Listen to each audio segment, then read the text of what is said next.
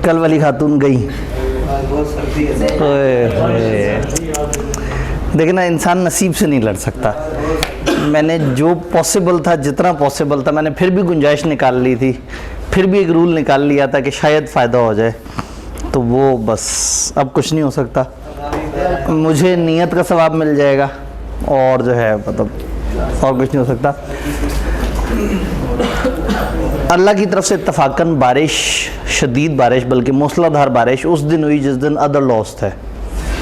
Other laws भी वो वाले जो रट्टे वाले। बच्चों ने बारिश देखी, आज के दिन का टारगेट देखा, उन्होंने कहा ये हम कर लेंगे, ये जो है ना मतलब इस वक्त बारिश में बाहर निकलने से बेहतर है कि ये हम बाद में रिकॉर्डेड ले लें। तो वो बाद में तमाम लोग जो रिकॉर्डेड ले रहे हैं, इस टाइम पे भी कुछ बच्चे आए थे बेचारे, मासूम से, भोले भाले, बारिश से लड़ते हुए।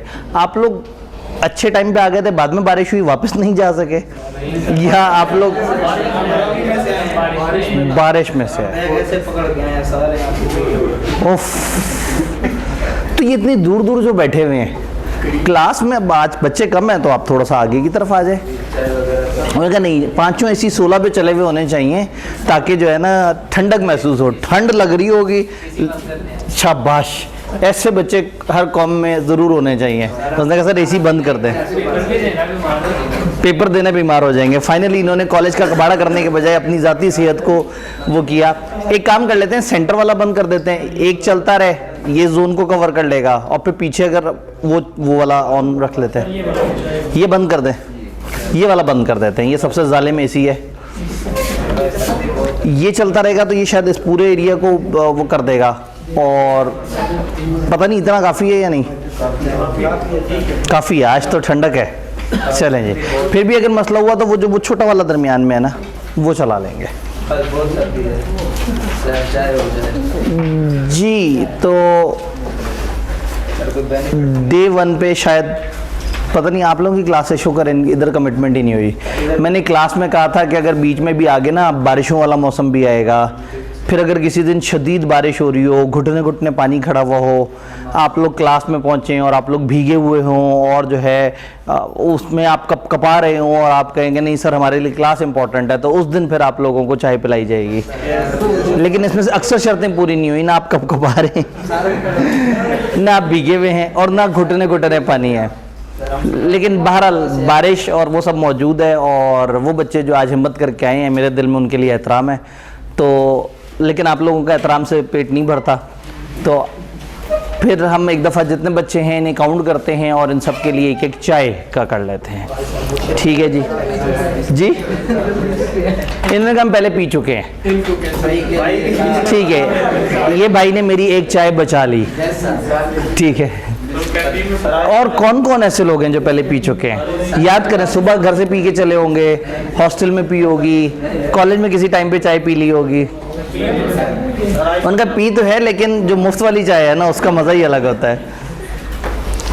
तो मतलब यानी अगर आप दोबारा चाय पीने में इंटरेस्टेड हो तो हमें कोई मसला नहीं।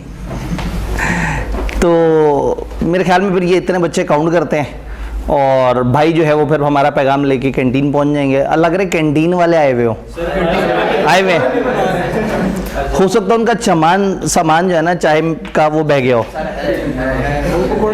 हो सकता है ख़त्म हो गया हो, बच्चों ने इतनी चाय पी हो। पकौड़े बना रहे हैं वो बड़ा उन्होंने बिजनेस सोचा। उन्होंने कहा कि इस टाइम पे ना बच्चे क्लासों में तो जाएंगे नहीं, बच्चे आएंगे पकौड़े खाएंगे और चले जाएंगे, तो उसने नया बिजनेस बीच में निकाल लिया। तो फिर उनको हम चाय का कह देते हैं। बच्चों को एक दफ़ा काउंट कर लें, और मेरे ख्याल में 1-2 का एहतियातन मार्जिन रखते हैं, बीच में अचानक से कोई जो है ना बाहर बारिश से घबरा के शायद क्लास में आ जाए। ठीक है, तो जितने बच्चे बैठे हैं और जो कैमरे वाले भाई, आप दोनों इतने +2 का मार्जिन रख के इतनी आपने जो है ना चाय का कह देना है। नहीं जी, अब हमारा मुकाबला सख्त है, और अब आप लोग चूँकि चाय भी पी रहे होंगे तो अब आप लोगों पे जुल्म जो है किया जा सकता है, आप लोगों को पढ़ाने वाला। तो आज का टारगेट है हमारा 4 अदर लॉज। 2 चैप्टर हैं, चैप्टर 16, चैप्टर 18। चैप्टर 16 में 2 लॉज हैं, एंटी मनी लॉन्ड्रिंग का लॉ और इलेक्ट्रॉनिक पेमेंट्स का लॉ। इसी तरह से चैप्टर 18 में 2 लॉज हैं, कंपटीशन का लॉ और आर्बिट्रेशन का कानून। तो अब हम इंशाल्लाह ताला इन चारों को एक एक करके लेके चलते हैं। हमें ये अंदाजा है कि इन चैप्टर्स में क्रैमिंग बेस्ड है। आईके अपने कभी यहाँ से लॉजिकल सवाल नहीं पूछा और मोस्ट प्रॉब्ली नहीं पूछेगा, इन चैप्टर्स की नेचर ही डिफरेंट है। आईके भी चाहता है कि डिफरेंट लॉस का हल्का हल्का सा हमें आइडिया हो जाए, तो वो हमें बताना चाह रहे हैं। This chapter is about anti money laundering और इलेक्ट्रॉनिक पेमेंट। तो शुरू करते हैं। हमारे पास जो मार्जिन है वो तकरीबन 15 से 20 मिनट पर लॉ है, तो देखते हैं हम इसको कितना इफेक्टिवली यूटिलाइज कर पाते हैं। 3 जज़ाकल्लाह। मनी लॉन्ड्रिंग हमेशा से एक टेक्निकल इशू रहा है। बहुत सारे लोगों को बड़ी सारी गलतफहमी होती है मनी लॉन्ड्रिंग को लेके। लोगों को लगता है कि मनी लॉन्ड्रिंग का मतलब है मुल्क से बाहर पैसे लेके जाना। मनी लॉन्ड्रिंग के बारे में अलग अलग डेफिनेशंस पाई जाती हैं, अलग अलग लोग अलग अलग तरीके से एक्सप्लेन करते हैं। लेकिन अगर हम किताब से पूछें या लॉ से पूछें तो लॉ मनी लॉन्ड्रिंग को एक डिफरेंट तरीके से डिफाइन करते हैं। तो वो जितनी भी चीज़ें हम देखते हैं, पैसे ब्रीफ केस में डाल के बाहर भाग गए, कुछ बीच में करप्शन से पैसा उठा के दूसरे मुल्कों में लगा दिया, वो सारी भी सम हो कहीं ना कहीं मनी लॉन्ड्रिंग के अंदर की कोई ना कोई किस्म होती है। मनी लॉन्ड्रिंग काफ़ी वास्ट वर्ड है। ये वो लॉ है जो ख़ास तौर पे बनाया गया है गलत लोगों को पकड़ने के लिए, जो मुख्तलिफ एसेट्स में हेर फेर करते हैं, जो जराइम के सोर्सेज से कमाई हुई रकम में, जराइम के सोर्सेज से आए हुए एसेट्स में और इन सारी चीज़ों में डील करते हैं। तो किताब से अगर पूछें तो मनी लॉन्ड्रिंग कैसे कहते हैं, वो कहते हैं कोई भी शख्स मनी लॉन्ड्रिंग का ऑफेंस कब करेगा, जब वो इन 4 में से कोई एक हरकत करे। वो 4 हरकत क्या है? अगर वो एक्वायर करता है, हासिल करता है, कन्वर्ट करता है, पोजेस करता है, रखता है, यूज करता है, या ट्रांसफर करता है कोई भी एसेट। प्रॉपर्टी मतलब एसेट। कैसा एसेट? नोइंग और हैविंग रीजन टू बिलीव, या उसे पता है या उसे पता होना चाहिए that such property is proceeds of crime. यानी कि एक बंदा एक ऐसी प्रॉपर्टी, यानी कि एक ऐसा asset which is proceeds of crime. Proceeds of crime का मतलब है जो क्रिमिनल सोर्सेज से आया हो। क्रिमिनल सोर्स से अगर कोई पैसा आया है, क्रिमिनल सोर्स से अगर कोई एसेट आया है, क्रिमिनल सोर्स से अगर कोई चीज़ एक बंदे के पास आई है, तो क्रिमिनल सोर्स आई हुई चीज़ को हासिल करना, उसको ट्रांसफ़र करना, उसको शिफ्ट करना, उसको किसी और के नाम पे मुंतकिल करना, उसको अपने पास रखना, उसको इस्तेमाल करना, क्रिमिनल सोर्स से आए हुए पैसे या एसेट को डील करना इज़ मनी लॉन्ड्रिंग। सिर्फ इतना ही नहीं, कंसील और डिस्गाइज, छुपा लेना या उसको थोड़ा सा गलत मलत कर देना। क्या? Nature, origin, location, disposition, movement और ओनरशिप ऑफ प्रॉपर्टी। उसकी ओनरशिप वो कहाँ से आई है, वो किस जगह से है, उसका ओरिजिन क्या था, वो एसेट शुरू में किसका था, बाद में किसका था। जो भी इस चीज़ को छुपाएगा, इसको गलत मलत कर देगा, ये जानते हुए या having reason to believe that such property is, ये जुमला कांस्टेंट है जो रिपीट हो रहा है कि या उसे पता है ये प्रोसीजर ऑफ क्राइम है या उसे पता होना चाहिए। तो जो यूज़ कर रहा है वो भी मनी लॉन्ड्रिंग कर रहा है, जो उसकी नेचर छुपा रहा है वो भी मनी लॉन्ड्रिंग कर रहा है। होल्ड और possess on behalf of any other person, किसी और के बिहाफ पे कोई और भी अगर उस एसेट को रखेगा जानते हुए या उसे पता होना चाहिए कि प्रोसीजर ऑफ क्राइम है, उसने भी मनी लॉन्ड्रिंग की। लॉ यहाँ नहीं रोका, उसके बाद उसने कहा जिसने साथ दिया। मुझे लगता है उन्होंने गूगल पे लिखा साथ दिया कि इंग्लिश बताएं, गूगल ने उसे बहुत सारी इंग्लिश बताई, उन्होंने सारा कुछ लिख दिया। Participate in, associates, conspire to commit, यानी पार्टिसिपेट इन साथ दिया, एसोसिएट उसमें साथ जुड़ गया, कंस्पायर टू कमिट, कमिट करने के लिए मोटिवेट किया, अटेम्प्ट टू कमिट करने का इरादा किया, एड हेल्प की, एबेट्स सपोर्ट किया, फैसिलिटेट मजीद सपोर्ट किया, मतलब वो सारे सिनोनिम हेल्प करने के, और काउंसल्स या उसको बैठ के काउंसलिंग की, उसको साथ में जो है वो आइडिया दिया कि हाँ भाई इस तरह से कर लो, इस तरह से कर लो। The commission of above 3 act, ऊपर के 3 एक्ट। तो अब ऐसे में अगर एक बंदे ने एक क्राइम किया जो लिस्ट ऑफ क्राइम में, असल में प्रोसीड ऑफ क्राइम कहते हैं प्रेडिकेट ऑफेंस या फॉरेन सीरियस ऑफेंस आई हुई चीज़ों को। प्रेडिकेट ऑफेंस क्या है? लॉ ने एक लिस्ट बताई हुई है, तकरीबन 100 के करीब चीज़ें हैं कि ये जुर्म अगर कोई करेगा और इस जुर्म से कोई एसेट या पैसे ये चीज़ कमाएगा तो वो कहलाएगा प्रेडिकेट ऑफेंस। तो प्रेडिकेट ऑफेंस से आए हुए एसेट या पैसे या प्रॉपर्टी में जिसने डील किया, जिसने उसको छुपाया, जिसने उसको किसी के पास रखवाया, जिसने किसी के बिहाफ पे रखा, जिसने मदद की, जिसने किसी भी किस्म की कोई भी सपोर्ट की, ये सारे के सारे लोग, इन सब ने जो हरकत की उसे हम कहेंगे मनी लॉन्ड्रिंग। बात समझ आ रही है? तो मनी लॉन्ड्रिंग बेसिकली एक स्ट्रॉन्ग ऑफेंस है जिसमें एक बंदा ऐसे एसेट्स में डील करता है जो क्रिमिनल सोर्सेज से कमाए गए होते हैं या उसमें सपोर्ट करता है। तो मैं अक्सर इसकी एग्जांपल देता हूँ कि एक बंदा चोरी करके एसेट लेके आया, फर्ज करें चोरी उस जुर्म में है, उसने मनी लॉन्ड्रिंग की, उसने किसी दोस्त को बताया और दोस्त खामोश रहा, उसने भी मनी लॉन्ड्रिंग की। वो उस चोरी की रकम को ज़मीन में दफन करा था, उसके पड़ोसी ने देख लिया दफन करते हुए और पड़ोसी ने किसी को नहीं बताया, उसने भी मनी लॉन्ड्रिंग की। वो ये चोरी करके आ रहा था और दोस्त से पूछ रहा था, यार अगर मेरे पास कुछ पैसे हों 5-6 करोड़ तो मुझे कहाँ रखने चाहिए? दोस्त ने कहा यार बैंक में रखवा दो। अगर दोस्त को पता है कि इस बंदे की औकात 5-6 करोड़ वाली नहीं है तो दोस्त हैव रीजंस टू बिलीव कि इसके पास जो पैसा है वो गलत सोर्सेज से आया है। तो इस दोस्त ने जो बैंक में रखवाने का मशवरा दिया वो भी मनी लॉन्ड्रिंग है। आप बैंक पहुंचे, बैंक ने कहा जी ये पैसा आप जो हमारे पास रखवा रहे हैं इसका सोर्स क्या है? उसने कहा समझा करें ना, बस जमा कर लें। तो बैंक ने भी मनी लॉन्ड्रिंग की।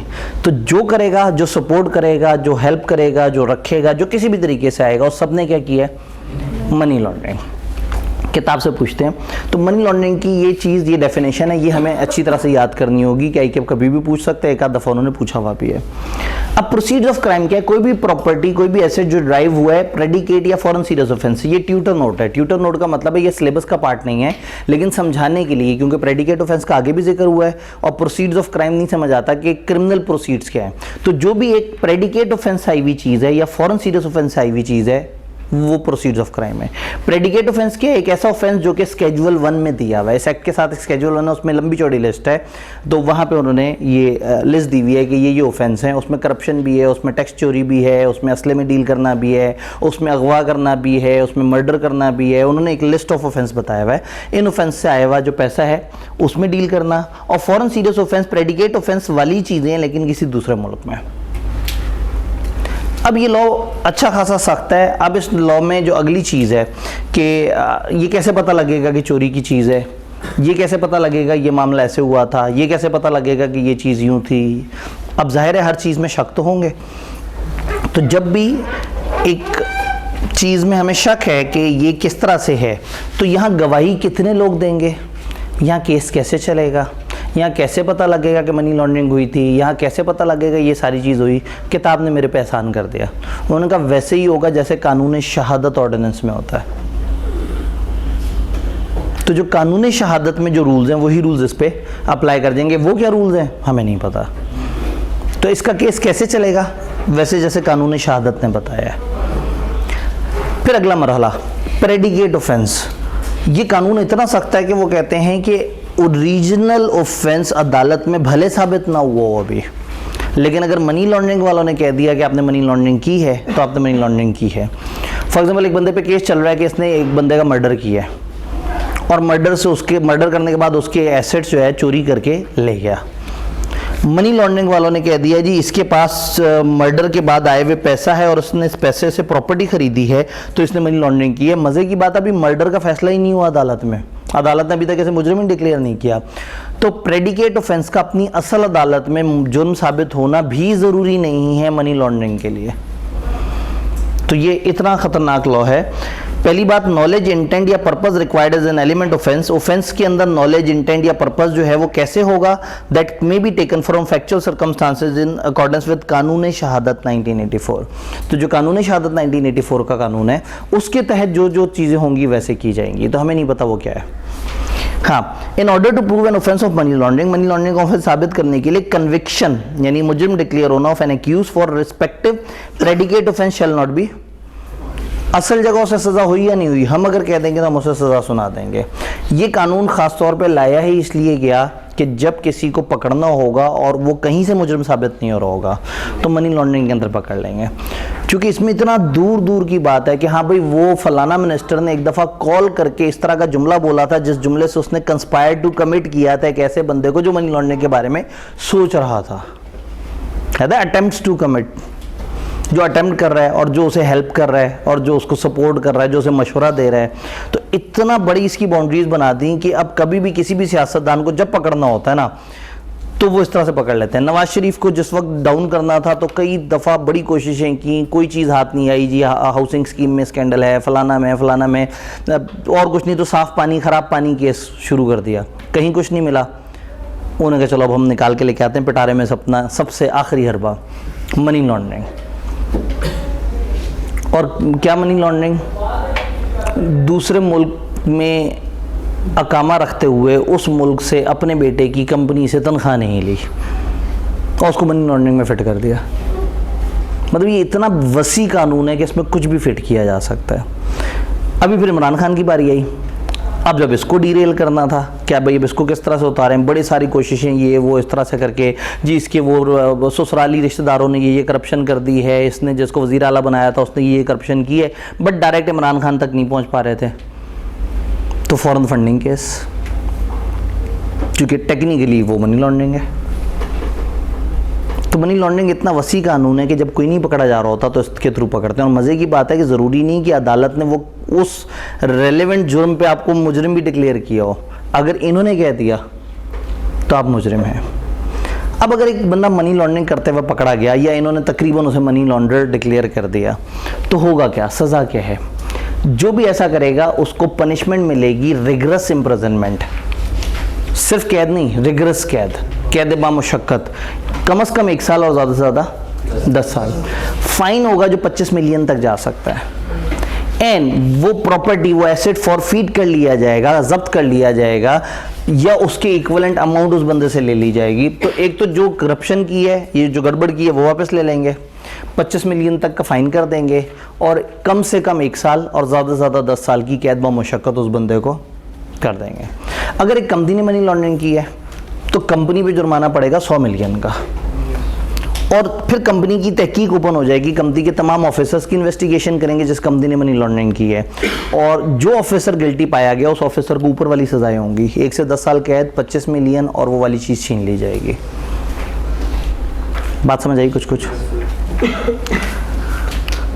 अब जनरल डिस्कशन है, किताब इस लॉ के बारे में थोड़ा सा बताना चाह रही है, जस्ट ऐसी बस हल्का हल्का सा देख लेते हैं। ये आपने इसको याद करने की नीयत से नहीं पढ़ना, बस एक जेनेरिक अंडरस्टैंडिंग 1-2 कर दीजिएगा ज़रा, जज़ाकल्लाह। मनी लॉन्ड्रिंग इलीगल प्रोसेस है making money generated by criminal activity. ये चैप्टर के स्टार्ट पे उन्होंने हल्की सी डिस्कशन की है, मैं काम की बातें पहले कराई हैं और अब जो इधर उधर की रफ बातें हम उनका जिक्र कर रहे हैं।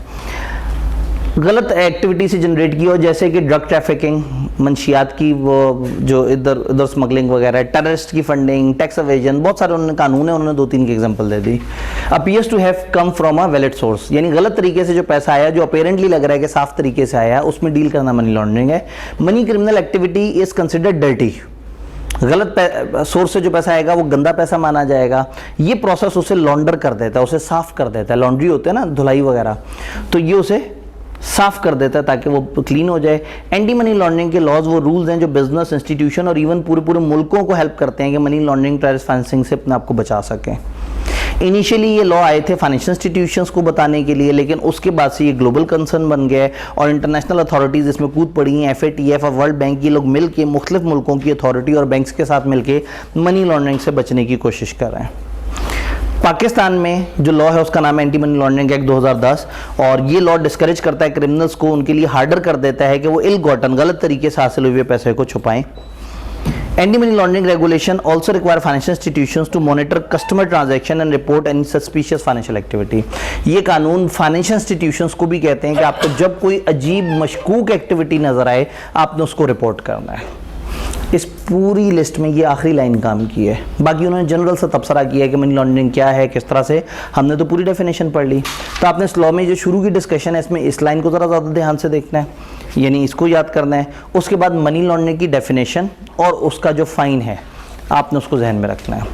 अब चूंकि उन्होंने फाइनेंशियल इंस्टीट्यूशन का जिक्र कर दिया था और ICAP को लगा कि अभी हमारा पेट नहीं भरा इस लॉ से, 2 सफ़े का लॉ और उसके अंदर भी उन्होंने सोचा कि अभी भी कुछ रह ना जाए, तो उन्होंने फिर फाइनेंशियल इंस्टीट्यूशन की डेफिनेशन दे दी। फाइनेंशियल इंस्टीट्यूशन कहते हैं जो इनमें से कोई काम करता है या इनमें से किसी चीज़ में ट्रेड करता है। लिस्ट ऑफ थिंग्स है जिसको क्रैम करना है। और अगर हम सोचेंगे इतनी भी डेफिनेशन है, कहाँ पूछेगा ICAP ने पूछी हुई भी है। तो फाइनेंशियल इंस्टीट्यूशन किसे कहते हैं? जो भी इनमें से कोई भी काम करता हो, डिपॉजिट्स वगैरह, फंड्स एक्सेप्ट करता हो, लेंडिंग करता हो, लीजिंग करता हो, पैसे ट्रांसफर करता हो, मींस ऑफ पेमेंट लोगों के डेबिट कार्ड, चेक्स वगैरह वो करता हो, गारंटी और कमिटमेंट्स वगैरह इशू करता हो, इनमें से कोई भी काम करता हो तो वो क्या कहेगा? Financial institution. और इनमें से किसी भी चीज़ की डीलिंग करता हो। अब इनमें से अक्सर चीज़ें हैं जो हमारे सिलेबस में ही नहीं है। फॉरेन एक्सचेंज की क्या चीज़ होती है, कमोडिटी फ्यूचर कैसे कहते हैं, मनी मार्केट कैसे कहते हैं, तो हमने ऐसे में क्रैम करना है। रेगुलर क्लास में मैं एक एक करके तोड़ तोड़ के समझाता हूँ, लेकिन अल्टीमेटली मैं कहता हूँ कि आपने क्रैम करना है। अब इतना टाइम नहीं है कि हम इनमें से हर चीज़ को समझें, गहराई में उसके ऊपर गौर करें, हमने इसको क्रैम कर लेना है। जो इनमें से किसी चीज़ में ट्रेड करे या पीछे दी गई हरकतों में से कोई हरकत करे, डेफिनेशन को हूबहू क्रैम करना है। इस तरह के इदारे को हम कहेंगे फाइनेंशियल इंस्टीट्यूशन। तो that was all about money laundering. मासूम सा छोटा सा लॉ, 4 लॉज हैं, चारों मुनासिब में तकरीबन 2-2 सफ़े के लॉज हैं। उनमें से एक लॉ था मनी लॉन्ड्रिंग। एक स्टेप आगे बढ़ते हैं। मनी लॉन्ड्रिंग में अगर किसी का कोई सवाल या कन्फ्यूजन है, 1 2 3 कर दीजिएगा ज़रा जी। जो फाइन कंपनी को 100 मिलियन का, कंपनी को 100 मिलियन का फाइन, उसके जो कंपनी में जो वर्कर्स होगा उनको अलग से होगा। उसको 25 मिलियन का अलग। जी जी बिल्कुल ऐसी है। पहले तो कंपनी को बहैसियत कंपनी फाइन होगा कि तुमने गलत हरकत की है, वो 100 मिलियन देंगे। अब कंपनी तो कुछ भी नहीं होता ना, कंपनी तो लोग मिलके चला रहे हैं, तो असल में अंदर कोई करप्ट इंसान छुपा हुआ है। तो जब एक कंपनी की मनी लॉन्ड्रिंग सामने आएगी तो फिर ओपन हो जाएगी इन्वेस्टिगेशन उसके सारे एम्प्लॉइज़ की, सारे डायरेक्टर्स वगैरह की, और उनमें से जो पकड़ा गया उसको फिर इंडिविजुअल कैपेसिटी में अलग से 25 मिलियन और अलग से वो सजाएं होंगी। तो ये सर जो कंपनी को 100 मिलियन का फाइन हुआ है, जी जितने भी इसके पार्टनर्स हैं उसको। जी, अब जब कंपनी को 100 मिलियन का फाइन होगा तो वो कंपनी के प्रॉफिट्स में से माइनस होगा, यानी कि कंपनी के शेयर होल्डर्स को नुकसान हो जाएगा, उनको डिविडेंड कम मिलेगा। कंपनी ने प्रॉफिट कमाया था 150 मिलियन, 100 मिलियन का जुर्माना देना पड़ गया, तो ये कंपनी को सज़ा मिली है। कल को शेयर होल्डर्स कोशिश करेंगे कि अच्छी इंतजामिया को लेके आएँ, चूँकि गलत इंतजामिया की वजह से कंपनी बेचारी को फाइन पड़ गया, तो कंपनी नामी इंसान को फाइन करेंगे और फिर उसके अंदर इंडिविजुअल को भी पर्सनल कैपेसिटी में फाइन करेंगे। जी, मनी लॉन्ड्रिंग से रिलेटेड ऑल क्लियर। अगले लॉ की बात करते हैं, इलेक्ट्रॉनिक पेमेंट्स की बात करते हैं। 3 जज़ाकल्लाह। इलेक्ट्रॉनिक पेमेंट ये बड़ा मज़ेदार सा लॉ है, अगर समझ आ जाए तो चीज़ बड़ी सिंपल सी है। हम डेली लाइफ में बहुत इस्तेमाल करते हैं सारी चीज़ को। इलेक्ट्रॉनिक पेमेंट या इलेक्ट्रॉनिक फ़ंड ट्रांसफ़र या इलेक्ट्रॉनिक मनी या इलेक्ट्रॉनिक तरीके से चीज़ों की तरसील बेसिकली कब होती है? जब हम कोई डिवाइस यूज़ करते हैं, कोई सॉफ्टवेयर हार्डवेयर का कम्बिनेशन यूज़ करते हैं और बैंक जाए बगैर हम एक ट्रांजैक्शन प्रोसेस कर लेते हैं। जैसे आप लोग इजी पैसा से ट्रांसफ़र कर लेते हैं, जैसे जैस कैश से ट्रांसफ़र कर लेते हैं, मोबाइल में इजी लोड डलवा लेते हैं। अगर आप गौर से देखें तो ये सारी चीज़ें वो हैं जिसमें आप फिज़िकली किसी दुकान के पास नहीं गए, आपने उसे पैसे नहीं दिए, आपने ये सारा काम ऑनलाइन किया, ये सारा काम इलेक्ट्रॉनिक तरीके से किया। तो इलेक्ट्रॉनिक तरीके से किसी भी चीज़ को प्रोसेस करना, किसी भी चीज़ को लेके चलना, ये कहलाता है इलेक्ट्रॉनिक पेमेंट। तो इलेक्ट्रॉनिक पेमेंट करने की इजाज़त जो है हमें होती है, हर बंदा इलेक्ट्रॉनिक पेमेंट कर सकता है, लेकिन उन पेमेंट सिस्टम से कर सकता है जिसको स्टेट बैंक ने अप्रूव किया हुआ है। यानी अगर मैं एक जगह फ़ीस जमा कराना चाह रहा हूँ, मैंने जनाब रेलवे का टिकट ख़रीदा और मैं उसकी पेमेंट करने लगा हूँ, तो वहाँ 3-4 ऑप्शंस आ जाएंगे। वो 3-4 वो होंगे जो गवर्नमेंट में अप्रूव होंगे। UBL होगा, उसमें इजी पैसा होगा, जैस कैश होगा, कोई एक आध फॉर एग्जांपल फिनका, सिम, इस तरह से कोई भी नाम हो सकता है। लेकिन वो जितने भी पेमेंट सिस्टम होंगे वो अप्रूव सिस्टम्स होंगे। कोई भी इदारा, जी एक दफ़ा 3 भी ऑन कर दें, कोई भी इदारा किसी भी किस्म का पेमेंट का सिस्टम मुतारिफ़ करा सकता है। जैसे टेलीनॉर एक कंपनी है, टेलीनॉर नामी कंपनी ने एक पेमेंट का निज़ाम मुतारिफ़ कराया जिसका नाम था इजी पैसा। तो टेलीनॉर की अलग शनाख्त है और उनके इस पेमेंट के निज़ाम की अलग शनाख्त है। तो ये जो टेलीनॉर का इजी पैसा नामी सिस्टम है, ये कहलाएगा पेमेंट सिस्टम। अब टेलीनॉर जब पहली दफ़ा पेमेंट सिस्टम को लेके आया होगा तो इन्होंने लोगों को इनकरेज किया होगा कि एक बड़ा मज़ेदार तरीके से आप पेमेंट कर सकते हैं। तो स्टेट बैंक बीच में जम कर गया होगा, उसने कहा होगा जी मेरी इजाज़त के बगैर आप कैसे ये कर सकते हैं, आप तो बैंक भी नहीं हो, पहले एज अ बैंक रजिस्टर हो, फिर उसके बाद ये सारे कामों में आना, फिर हमें दिखाओ अपने सॉफ्टवेयर हार्डवेयर। तो फिर टेलीनॉर वालों ने दिखाया होगा, देखें जी हमारा बड़ा सारा प्रेमिसेस है, ये हमारे इतने जनरेटर्स लगे हुए हैं, ये हमारे बैकअप अरेंजमेंट्स हैं, ये हमारा सर्वर है, ये हमारा ट्रांजैक्शन करने का तरीका, ये हमारा निज़ाम है, ये इतने दुकानदार होंगे, ये इस तरह से हमसे रजिस्टर होंगे, ये हमारे चार्जेस होंगे, ये हमारा सिक्योरिटी का तरीका, और ये अगर गड़बड़ हो गई तो हम अपने कस्टमर्स को यूँ पे करेंगे। बात समझ आई? तो टेलीनॉर वालों ने उस पेमेंट सिस्टम को रजिस्टर करवाया होगा स्टेट बैंक ऑफ पाकिस्तान के पास। जब उन्होंने इसको रजिस्टर करवाया होगा तो उसके बाद वो कहलाया होगा डेजिग्नेटेड पेमेंट सिस्टम। तो पेमेंट सिस्टम का मतलब कोई भी हो सकता है। हमारा कॉलेज एक पेमेंट सिस्टम मुतारिफ करा दे, आप लोगों से कहे कि जी आप लोगों ने अपने पैसे उठा के फलाना बैंक अकाउंट में जमा कराने हैं, फिर उस बैंक अकाउंट से उस पेमेंट का एक कोड पकड़ना है और वो कोड हमें भेजना है और वो कोड हम अपने सॉफ्टवेयर में डालेंगे और आपकी पेमेंट प्रोसेस हो जाएगी। तो ये भी तो एक पेमेंट का निज़ाम है कि आप जो है वो कहीं बैंक में पैसे जमा करा के कोड दें और हम कोड यहाँ पे डालेंगे या आप कोड वेबसाइट पर खुद डालेंगे और आपकी पेमेंट ऑटोमेटिकली हो जाएगी।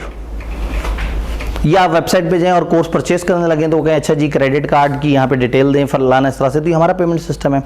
अब हमारा एक लोकल पेमेंट सिस्टम हो, क्या हम उसको PIA वालों को कह सकते हैं जी हमने बड़ा मज़ेदार पेमेंट सिस्टम बनाया है, आप अपनी वेबसाइट पे भी हमारा पेमेंट सिस्टम दे दें? हम नहीं कह सकते, लेकिन टेलीनॉर ने तो कह दिया होगा, मोबिलिंक ने तो कह दिया होगा। तो जैस कैश और इजी पैसा तो वहाँ पे पेमेंट ऑप्शन आ गए होंगे। इन्होंने कैसे कह दिया होगा और हम क्यों नहीं कह सकते? वो स्टेट बैंक से इजाज़त लेके बैठे हैं, वो डेजिग्नेटेड है, हम डेजिग्नेटेड नहीं है। तो अगर हमें अपनी डेजिग्नेशन चाहिए तो स्टेट बैंक को हम इन्वाइट करेंगे, वो आएंगे, प्रेमिसेस देखेंगे, ऑपरेटर्स देखेंगे, सिक्योरिटी मेजर्स देखेंगे, सारी चीज़ें देखने के बाद हमें इजाज़त दे देंगे कि आप ये काम कर सकते हैं। अगर हमने कहीं कोई वॉलेशन की, कोई गड़बड़ की, कोई बेईमानी की, कोई चालबाजी की, तो हमारा लाइसेंस हमसे रिवोक कर सकते हैं और हमें पहले नोटिस देंगे, हमसे पूछेंगे, हम साबित करेंगे कि हमने गुनाह नहीं किया। लेकिन अगर साबित हो जाए कि हम गलत थे तो हमारा वो लाइसेंस कैंसिल हो जाएगा। अच्छा, वो हो सकता है कि अगर अचानक से फ़ौरन उन्हें बड़ा खतरा नज़र आ रहा हो कि हम तो करोड़ों अरबों की करप्शन करके एकदम से गायब हो जाएंगे, तो हमारे सिस्टम को सस्पेंड कर देंगे जब तक तहकीकात जारी हैं। तो इमीडिएटली भी रोक सकते हैं, हमें नोटिस देके, हमसे अपॉर्चुनिटी ऑफ बीइंग हर्ड, हमसे बात सुनने के बाद भी रोक सकते हैं और सस्पेंड भी कर सकते हैं। सारी ऑप्शंस हैं उनके पास। तो ये बस मोटी मोटी डिस्कशन है इस लॉ में। अल्टीमेटली फिर इस लॉ में जो समझने वाली या रटा मारने वाली चीज़ है वो ये है कि इलेक्ट्रॉनिक फंड या इलेक्ट्रॉनिक पेमेंट किसे कहते हैं? जो पेमेंट सिस्टम के निज़ाम को चला रहा होता है उसे ऑपरेटर कहते हैं और जो निज़ाम है उसे पेमेंट सिस्टम कहते हैं और जब वो रजिस्टर हो जाता है तो उसको डेजिग्नेटेड पेमेंट सिस्टम कहते हैं। अब किताब की तरफ जाते हैं, 3-1 कर दीजिएगा ज़रा। अब payment system is any system used to settle financial transaction through transfer of monetary value. अब ये शुरू की जनरल डिस्कशन है, हर लॉ ने थोड़ी सी जनरल डिस्कशन की है, हम उसको इग्नोर कर सकते हैं, हमारे लिए काम की वो डेफिनेशंस और वो चीज़ें हैं। This include institutions, instrument, people, rules, procedures, standards and technologies that make it exchange. Payment system में क्या है? वो इंसान, इदारे, इंस्ट्रूमेंट, कागज़, प्रोसीजर, ये सारी चीज़ें मिलकर क्या बनाएंगे? Payment system. Electronic fund transfer एक इलेक्ट्रॉनिक ट्रांसफर ऑफ मनी है एक बैंक अकाउंट से दूसरे बैंक से, चाहे एक ही बैंक में हो चाहे डिफरेंट बैंक्स में हो, कंप्यूटर बेस्ड किसी सिस्टम से without direct intervention of bank staff. Bank वालों की गैर मौजूदगी में आपने खुद ही किसी टेक्नोलॉजी को यूज़ करके पेमेंट ट्रांसफर कर दी। रेलेवेंट लॉ पाकिस्तान में पेमेंट सिस्टम का है payment systems and electronic fund transfer act 2000। तो बस ये इंट्रोडक्शन को एक दफ़ा देख लिया, इसको दोबारा देखने की ज़रूरत नहीं है। अब सवाल ये कि डेजिग्नेशन ऑफ पेमेंट सिस्टम क्या है? एसबीपी में designate a payment system as designated payment system. मैंने शॉर्ट यूज किया words, payment system as by written order if necessary in public interest. SBP may spec premises, equipment, machinery, operators फलाना फलाना फलाना ताकि वो आपको डेजिग्नेट करने के बारे में सोचे। स्टेट बैंक रिवोक भी कर सकता है आपकी डेजिग्नेशन अगर उसे लगे कि आप ऑपरेट इफेक्टिवली करना खत्म हो गए हैं। अगर ऑपरेटर ऑफ डेजिग्नेटेड सिस्टम ने कोई नोइंगली फ्रॉड किया है, गलत इंफॉर्मेशन जमा कराई है और स्टेट बैंक को लगता है कि वो गलत लोग हैं। ऑपरेटर या सेटलमेंट इंस्टीट्यूशन, ऑपरेटर वो जो चला रहा है, सेटलमेंट वो जो दरमियान में दुकानदार या और लोग हैं जिन्होंने उन पैसे के ट्रांसफर को करना है, is in course of being wound up. अगर पता लग जाए टेलीनॉर वाइंड अप हो रहा है तो हो सकता है स्टेट बैंक इजी पैसा के लाइसेंस भी कैंसिल कर दे। अगर उन्हें पता लग जाए टेलीनॉर डेनमार्क में बंद हो गया है, तो उसकी कंट्री ऑफ ओरिजिन में अगर वो बंद हो गया है तो डर ये है कि फिर पाकिस्तान में भी बंद होने वाला होगा और फिर वो बंद होगा तो क्या होगा, लोगों के पैसे ख़राब हो सकते हैं, डिस्टर्ब हो सकते हैं। वो तो अगर पाकिस्तान या कहीं पे भी अगर वो मेन ऑपरेटर या सेटलमेंट इंस्टीट्यूशन अगर वाइंड अप हो रहे हैं तो भी इनका लाइसेंस कैंसिल कर सकते हैं। कोई भी terms and condition designated requirement की या एक्ट वगैरह की अगर रिवोक हुई है या स्टेट बैंक को लगता है कि इन लोगों की डेजिग्नेशन हमें ख़त्म कर देनी चाहिए, एसबीपी रिवोक नहीं करेगा डेजिग्नेशन जब तक आपको एक अपॉर्चुनिटी टू बीइंग हर्ड नहीं दे देगा। आपको समाअत का मौका मिलेगा, आप आएंगे, आप अपना पॉइंट ऑफ व्यू पेश करेंगे, अगर उसके बाद भी उन्हें लगा तो वो आपका लाइसेंस ख़त्म कर देंगे। However, State Bank may suspend the designation of PS without notice अगर ऐसा लगता हो कि इमीडिएट सिस्टमेटिक रिस्क इन्वॉल्व है, अगर फौरी कोई खतरा लग रहा है, तो वो आपको बगैर नोटिस दिए, बगैर आपको अपॉर्चुनिटी दिए आपके सिस्टम को होल्ड कर सकते हैं। उसके बाद इन्वेस्टिगेशन करेंगे और देखेंगे कि आपने सही किया या गलत किया। डन। ऑपरेशनल अरेंजमेंट, डीपीएस के एक ऑपरेटर को क्या क्या करना होगा, उसको एक तो रूल्स एंड प्रोसीजर रखने होंगे, राइट्स एंड लायबिलिटीज, ऑपरेटर और पार्टिसिपेंट जो लोग आएंगे उनके क्या रूल्स होंगे, ऑपरेटर के क्या रूल होंगे, उसको कुछ control measures, management system, risk वगैरह से बचने का कोई निज़ाम बताना होगा, कोई क्राइटेरिया सेट करना होगा कि डेजिग्नेटेड सिस्टम में आप एंटर कैसे हो सकते हैं, कैसे इसको हासिल कर सकते हैं, और different measures, safety, security, confidentiality, लोगों के डाटे की जो आपके पास मौजूद है उसकी हिफाजत के अरेंजमेंट करने होंगे। इस जनरल डिस्कशन के बाद हमारे पास आ जाती हैं डेफिनेशंस। डेफिनेशन में छोटी सी बड़ी डेफिनेशन की तरफ जाते हैं। ऑपरेटर, कोई भी फाइनेंशियल या इंस्टीट्यूशन या कोई भी पर्सन जिसको ऑथराइज किया स्टेट बैंक ने कि तुम डीपीएस चलाओ, उस इदारे को क्या कहेंगे, ऑपरेटर। जैसे इजी पैसा के केस में टेलीनॉर। इलेक्ट्रॉनिक फंड ट्रांसफर कैसे कहेंगे, कोई भी transfer fund other than transaction originated by cheque, draft और सिमिलर पेपर, वो जो कागजी इंस्ट्रूमेंट है वो नहीं, उनको हटा के कोई भी ट्रांजैक्शन विच इज इनिशिएटेड जो स्टार्ट हो इलेक्ट्रॉनिक टर्मिनल से, टेलीफोन से, पॉइंट ऑफ सेल डिवाइस, ये जो कार्ड वगैरह जहाँ स्वैप करते हैं वो जो इस तरह के होते हैं, स्टोर्ड वैल्यू कार्ड टर्मिनल, जैसे पीएसओ पे जाके आप ऑयल लें और वो उनका अपना एक ऑयल कार्ड होता है कि आप उसको वो करें तो वो उसमें से उतने पॉइंट्स माइनस हो जाते हैं, debit card, ATM, computer, magnetic tape, और जब थक गए तो उन्होंने कहा एनी अदर इलेक्ट्रॉनिक डिवाइस।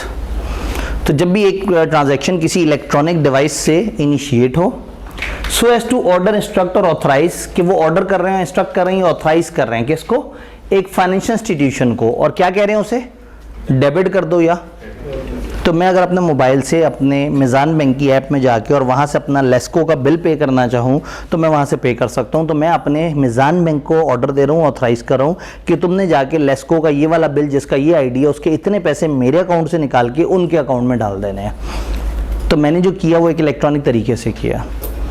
तो ये लॉ का थोड़ा सा पोर्शन जो हमारे सिलेबस में है वो ये हमें बताता है कि ये चीज़ें किस तरह से चलती हैं, इनको हमने किस तरह से ऑपरेट करना होता है। क्या बात क्लियर है? देन इसी डेफिनेशन के बड़े भाई, ये इलेक्ट्रॉनिक फंड ट्रांसफ़र है। अब इलेक्ट्रॉनिक फंड या इलेक्ट्रॉनिक मनी की डेफिनेशन है जो तकरीबन इससे सिमिलर है, एंड पे जाके चीज़ें डिफरेंट होती हैं। जी दोनों में से कौन सी लिखनी? जी पेपर में आए तो जो मांगी है वो लिखनी है। ये इलेक्ट्रॉनिक फंड ट्रांसफ़र की डेफिनेशन है, और जो हम पिछली देखेंगे वो इलेक्ट्रॉनिक फंड की डेफिनेशन है। ये इलेक्ट्रॉनिक पैसे की डेफिनेशन है, ये इलेक्ट्रॉनिक पैसे को ट्रांसफ़र करने की डेफिनेशन है। और वो इलेक्ट्रॉनिक पैसे को कैसे डिफाइन करते हैं, कहते हैं वो पैसा जो इलेक्ट्रॉनिक फंड ट्रांसफ़र हुआ हो, यानी यही डेफिनेशन रिपीट कर देते हैं शुरू में। फॉर एग्जाम्पल उन्होंने क्या कहा, उन्होंने कहा money transferred through electronic terminal, ATM, telephone, computer, magnetic medium और any other device, so as to order, instruct और वही अल्फाज। अब बैंकिंग कंपनी, वहाँ फाइनेंशियल इंस्टीट्यूशन था, यहाँ बैंकिंग कंपनी, फाइनेंशियल इंस्टीट्यूशन और एनी अदर कंपनी और पर्सन, कि वो क्या करे, डेबिट और क्रेडिट करे। तो यहाँ तक 95% डेफिनेशन सेम है। तो आप यहाँ तक तो वो पीछे वाली याद रखें, और उसको लिखते हुए सिर्फ जो फर्क डालना है आपने, वहाँ पे क्या था, order, instructor, authorise a financial institution, और यहाँ पे है बैंकिंग कंपनी या फाइनेंशियल इंस्टीट्यूशन या कोई और कंपनी। तो आप वही डेफिनेशन यहाँ तक लिख के आधे से ज़्यादा नंबर्स तक तो पहुँच सकते हैं डेफिनेशन के। उसके बाद चूंकि इलेक्ट्रॉनिक मनी है तो इसमें कुछ और बातें भी उन्होंने शामिल की हैं। जी क्या चीज़, आप पैराग्राफ बना के लिखना चाहें पैराग्राफ बना के लिख दें, जिस तरह से ईजी हो। लेकिन टेक्निकली ये तकरीबन वही पीछे वाली बात हो रही है, सिर्फ एक दो अल्फाज के इजाफे के साथ। कहानी से आगे शुरू होती है कि इलेक्ट्रॉनिक मनी में उसके अलावा क्या है। उन्होंने कहा as may be prescribed by State Bank, कोई भी जो स्टेट बैंक जिसको प्रिस्क्राइब कर देगा हम उसे इलेक्ट्रॉनिक मनी कह देंगे। कल को स्टेट बैंक कह देगी जी बिटकॉइन भी इलेक्ट्रॉनिक मनी है, हम मान लिया करेंगे। तो जिसको स्टेट बैंक कह दे वो तो कह ही सकता है। Includes electronic store of monetary value on electronic device that may be use for making payments. आपने क्या किया, मैं मिज़ान बैंक में की ऐप में गया और मैंने वहाँ से 2000 रुपये अपने मोबाइल में लोड करा लिए। अब अगर मेरे मोबाइल में मैं उन 2000 रुपये के लोड से किसी जगह पे अगर मैं कभी जाऊँ और मैं कोई चीज़ बाय करने लगूँ और वो कहें ये इस तरह से मैसेज करो, तुम्हारे मोबाइल बैलेंस में से 700 रुपये कट के हमारे पास आ जाएगा। तो जो पैसे से पैसा खरीदा वो भी इलेक्ट्रॉनिक मनी है, मेरे पैसे बैंक में पड़े हुए थे इलेक्ट्रॉनिकली, मैंने वहाँ से उठा के अपने मोबाइल में डाल लिए, वो भी इलेक्ट्रॉनिक है। तो इसमें electronic store of monetary value भी शामिल है। इसमें कोई भी इस तरह का इलेक्ट्रॉनिक स्टोर जिसमें आप पैसे या पैसे के इक्विवेलेंट रखते हैं वो भी शामिल है। स्टूडेंट्स को समझाने के लिए इसमें मैं अक्सर एग्जांपल देता हूँ कि ये आपका जो पबजी गेम के अंदर यूसी होता है, ये भी इलेक्ट्रॉनिक मनी है। आपने पैसों से इलेक्ट्रॉनिकली एक और तरह के पैसे खरीदे हैं जिस पैसे से आप आगे को और इलेक्ट्रॉनिक ट्रांजैक्शन कर सकते हैं। तो जो वर्चुअल करेंसीज होती हैं, जो इस तरह की चीज़ें होती हैं, या इवन वो पीएसओ का कार्ड लिया और कार्ड के अंदर ऑलरेडी पैसे पड़े हुए हैं और आपने कार्ड स्वैप किया और आपके पैसे माइनस हो गए, तो एनीथिंग जो पैसे का इक्विवेलेंट है वो भी इलेक्ट्रॉनिक मनी। देन सबसे मुश्किल बात, टेढ़ी बात जिसको लाजमी क्राइम करना है, वो monetary value as represented by claim on issuer.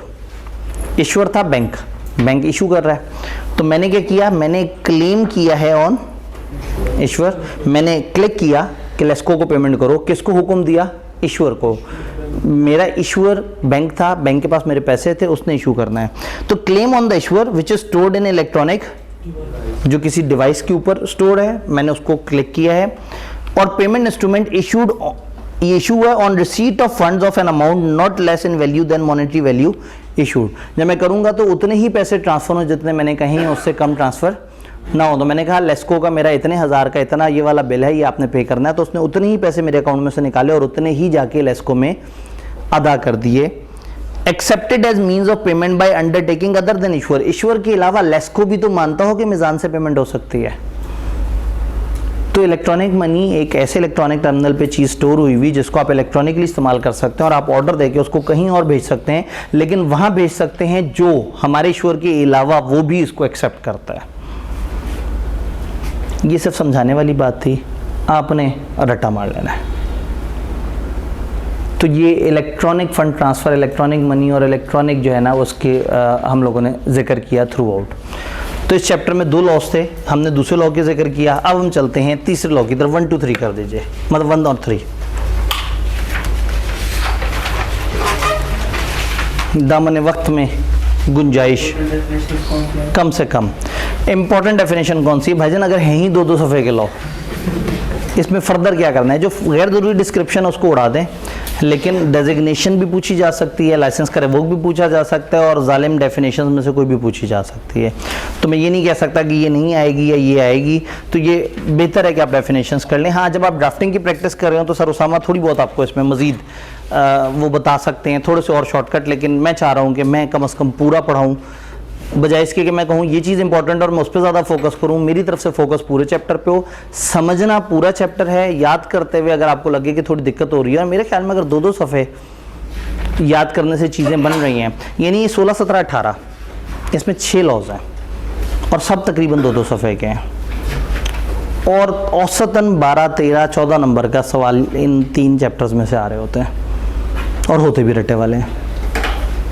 तो इसलिए इसमें ज़्यादा से ज़्यादा आपके पास जो मार्जिन है, वो जो 6 के 6 लॉज ने अपने इंट्रोडक्शन पे थोड़ी सी बहस की है, वो निकाल दें। तो शायद 12 सफ़े अगर टोटल मैं काउंट करूँ और वो फालतू चीज़ें मैं माइनस कर दूँ, तो 9 के करीब सफ़े ऐसे बच जाएंगे, 9 सवा 9, जो याद करने से 12-13 नंबर पक्के सिक्योर हो जाते हैं। तो इसलिए मत सोचें इसमें शॉर्टकट के बारे में।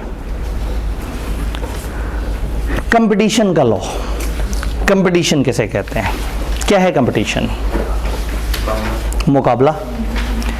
कंपटीशन यानी कि मुकाबला हमेशा एक बड़ी अहम चीज़ होती है। इससे होता क्या है कि मार्केट को फ़ायदा हो जाता है। मैं अक्सर इस चीज़ को कोट करता हूँ। 2024 में है, हम 19 साल पहले, या तकरीबन आप लगा लें 20 साल पहले, मैंने 13,000 रुपये दिए थे कैफ का एक सब्जेक्ट पढ़ने के लिए। 20 साल पहले बहुत ही गुजारा मुजारा टीचर्स थे, चूँकि हम चूज़ नहीं कर सकते थे अपनी पसंद का टीचर। कॉलेज बताता था कि ये टीचर्स आपको पढ़ाएंगे। जिस दिन क्लासेस शुरू होनी थी उस दिन हमें टाइम टेबल मिलता था, और टाइम टेबल जब हमें मिला था तो एक क्लास सुबह होती थी, फिर 3 घंटे का गैप, फिर एक दोपहर में होती थी, और फिर 4.5 घंटे के बाद एक मगरिब के बाद होती थी। इसलिए उनके पास 4 कमरे थे और उन्होंने 11 बैचेस चलाने थे। उसमें कोई डिस्काउंट नहीं था, कोई बेनिफिट नहीं था, किताबें भी खुद ख़रीदनी है, सारा कुछ खुद करना है। 20 साल बाद उससे कहीं ज़्यादा बेहतर इंफ्रास्ट्रक्चर के साथ, वहाँ से काफ़ी ज़्यादा तूफ़ानी टीचर्स के साथ, उस वक्त से बहुत ज़्यादा कंपिटेंस के साथ, बड़े महंगे टीचर्स के साथ, बड़े महंगे इंफ्रास्ट्रक्चर के साथ, उस वक्त एसीज़ वगैरह चलाना भी ना बहुत गुनाह समझा जाता था, बड़े महंगे इंफ्रास्ट्रक्चर, ओवरहेड्स के साथ, और 20 साल के बाद वाले इन्फ्लेटेड दौर में इस वक्त हम खुद इस वक्त 19,000 रुपये में प्री इनरोलमेंट दे रहे हैं फिज़िकल की। तो 20 साल बाद वो चीज़ 50,000 पे जा चुकी होती, 60,000 पे जा चुकी होती। बट थैंक्स टू कंपटीशन, जब कंपटीशन आता है, पहले क्या होता था, एक आध मतलब मेरे टाइम पे एक कॉलेज सीए के लिए मशहूर था, एक एसीसी के लिए मशहूर था, 2 टोटल कॉलेज होते थे। अब क्या है, 7-8 कॉलेजेस हैं, मुकाबला है, हर लेवल पे मुकाबला है। कुछ ऐसे कॉलेज हैं जो हल्की फ़ीस ले रहे हैं, हल्का पढ़ा रहे हैं, कुछ ऐसे हैं जो दरमियानी फ़ीस ले रहे हैं, कुछ ऐसे हैं जो महंगी फ़ीस ले रहे हैं। तो अब क्या है कि कंपटीशन सा बन गया है कि कॉलेजेस एक दूसरे को तोड़ने के लिए, कॉलेजेस एक दूसरे के मुकाबले पे फ़ीस को बढ़ा नहीं पा रहे। जितने खर्चे हो गए हैं, ये फ़ीस 40-50 हज़ार पे भी जस्टिफाइड होती, लेकिन चूंकि एक बड़ा ज़बरदस्त कंपटीशन बन गया तो फ़ीस कंट्रोल हो गई। अब बच्चे को बहुत ही कम पैसों में बहुत अच्छी एजुकेशन मिल गई, यानी कि बच्चे का हमारी क्लास में मौजूद या कॉलेज मौजूद हर बच्चे का जो छोटा भाई भी है, वो उसकी स्कूल का खर्चा भी उसकी यहाँ की फ़ीस से कम होगा, क्योंकि स्कूल्स महंगे, कॉलेजेस महंगे, ट्यूशन्स तक महंगी। तो ये सस्ता होने के पीछे कंपटीशन का एक बड़ा इंपॉर्टेंट रोल। क्वालिटी भी अच्छी मिली बच्चे को, पैसे भी कम देने पड़े थैंक्स टू कंपटीशन। मैं बात करता हूँ सन 2000 के मोबलिंग की। मोबलिंग की सिम उस वक्त 6,000 रुपये की आती थी, 3,000 टैक्स होता था और 3,000 की आप सिम खरीदते थे। कम से कम कार्ड 600 रुपये का होता था, मतलब 600 से कम का बैलेंस आप डाल नहीं सकते। कॉल के रेट अलग अलग होते थे, सेम शहर में कॉल करो अलग रेट है, दूसरे शहर में कॉल करो अलग रेट है। कॉल रिसीव करने के भी पैसे लगते थे। कराची से अगर कॉल पंजाब में आई है तो 32 रुपये पर मिनट सुनने वाले को चार्ज होते थे, करने वाला तो दिवाली हो जाता था, शायद 200 या शायद 350 रुपये पर मिनट होता था। तो जिसको कॉल आती थी फ़ौरन से कहता था बंद करो, मैं पीसीओ जाके तुम्हें कॉल करूँगा। वो पीसीओ में जाके 4-5 रुपये दे के और कॉल पे बात होती थी। तो इस तरह के महंगे रेट होते थे। इंटरनेट एग्जिस्ट ही नहीं करता था, 4G बहुत दूर की बात है, 2GB भी नहीं था, इतना ज़्यादा इस्तेसाल था। आज मेरे पास वही मोबाइलिंग है और आज वो 400-500 रुपये में पूरे महीने का अनलिमिटेड इंटरनेट भी मिल जाता है, दूसरे नेटवर्क्स पे मिनट्स भी मिल जाते हैं, पता नहीं क्या क्या है। 4G भी ऐसा कि बेहतरीन 37-38 MB की रफ्तार दे रहा होता है आपको, और पैसे बड़े थोड़े से। आज सिम के लिए पैसे नहीं देने पड़ते, बल्कि सिम फ्री मिलती है और उसमें पैसे डले हुए होते हैं। ये सब क्यों हुआ? कंपटीशन की वजह से। तो कंपटीशन इज़ द थिंग जिससे कंज्यूमर्स को फ़ायदा होता है। तो गवर्नमेंट हमेशा चाहती है कि उनके तमाम एक्टिविटीज़ में क्या रहे? कंपटीशन। तो गवर्नमेंट हर वक्त ऐसे कवानीन बनाती रहती है जिससे कोई इस्तेसाल ना करे लोगों का, लोगों के साथ जुल्म ना करे, नाइंसाफ़ी ना हो जाए, को अपनी पोजीशन को मिसयूज़ ना करे। तो कंपटीशन का लॉ आया। पुराने ज़माने में एक अथॉरिटी होती थी, मोनोपोली कंट्रोल अथॉरिटी MCA, उसको ख़त्म किया और कंपटीशन कमीशन ऑफ पाकिस्तान को लेके आए। तो एक लॉ बना जिसका मकसद था कि एक इदारा बने जिसका नाम हो competition commission of Pakistan.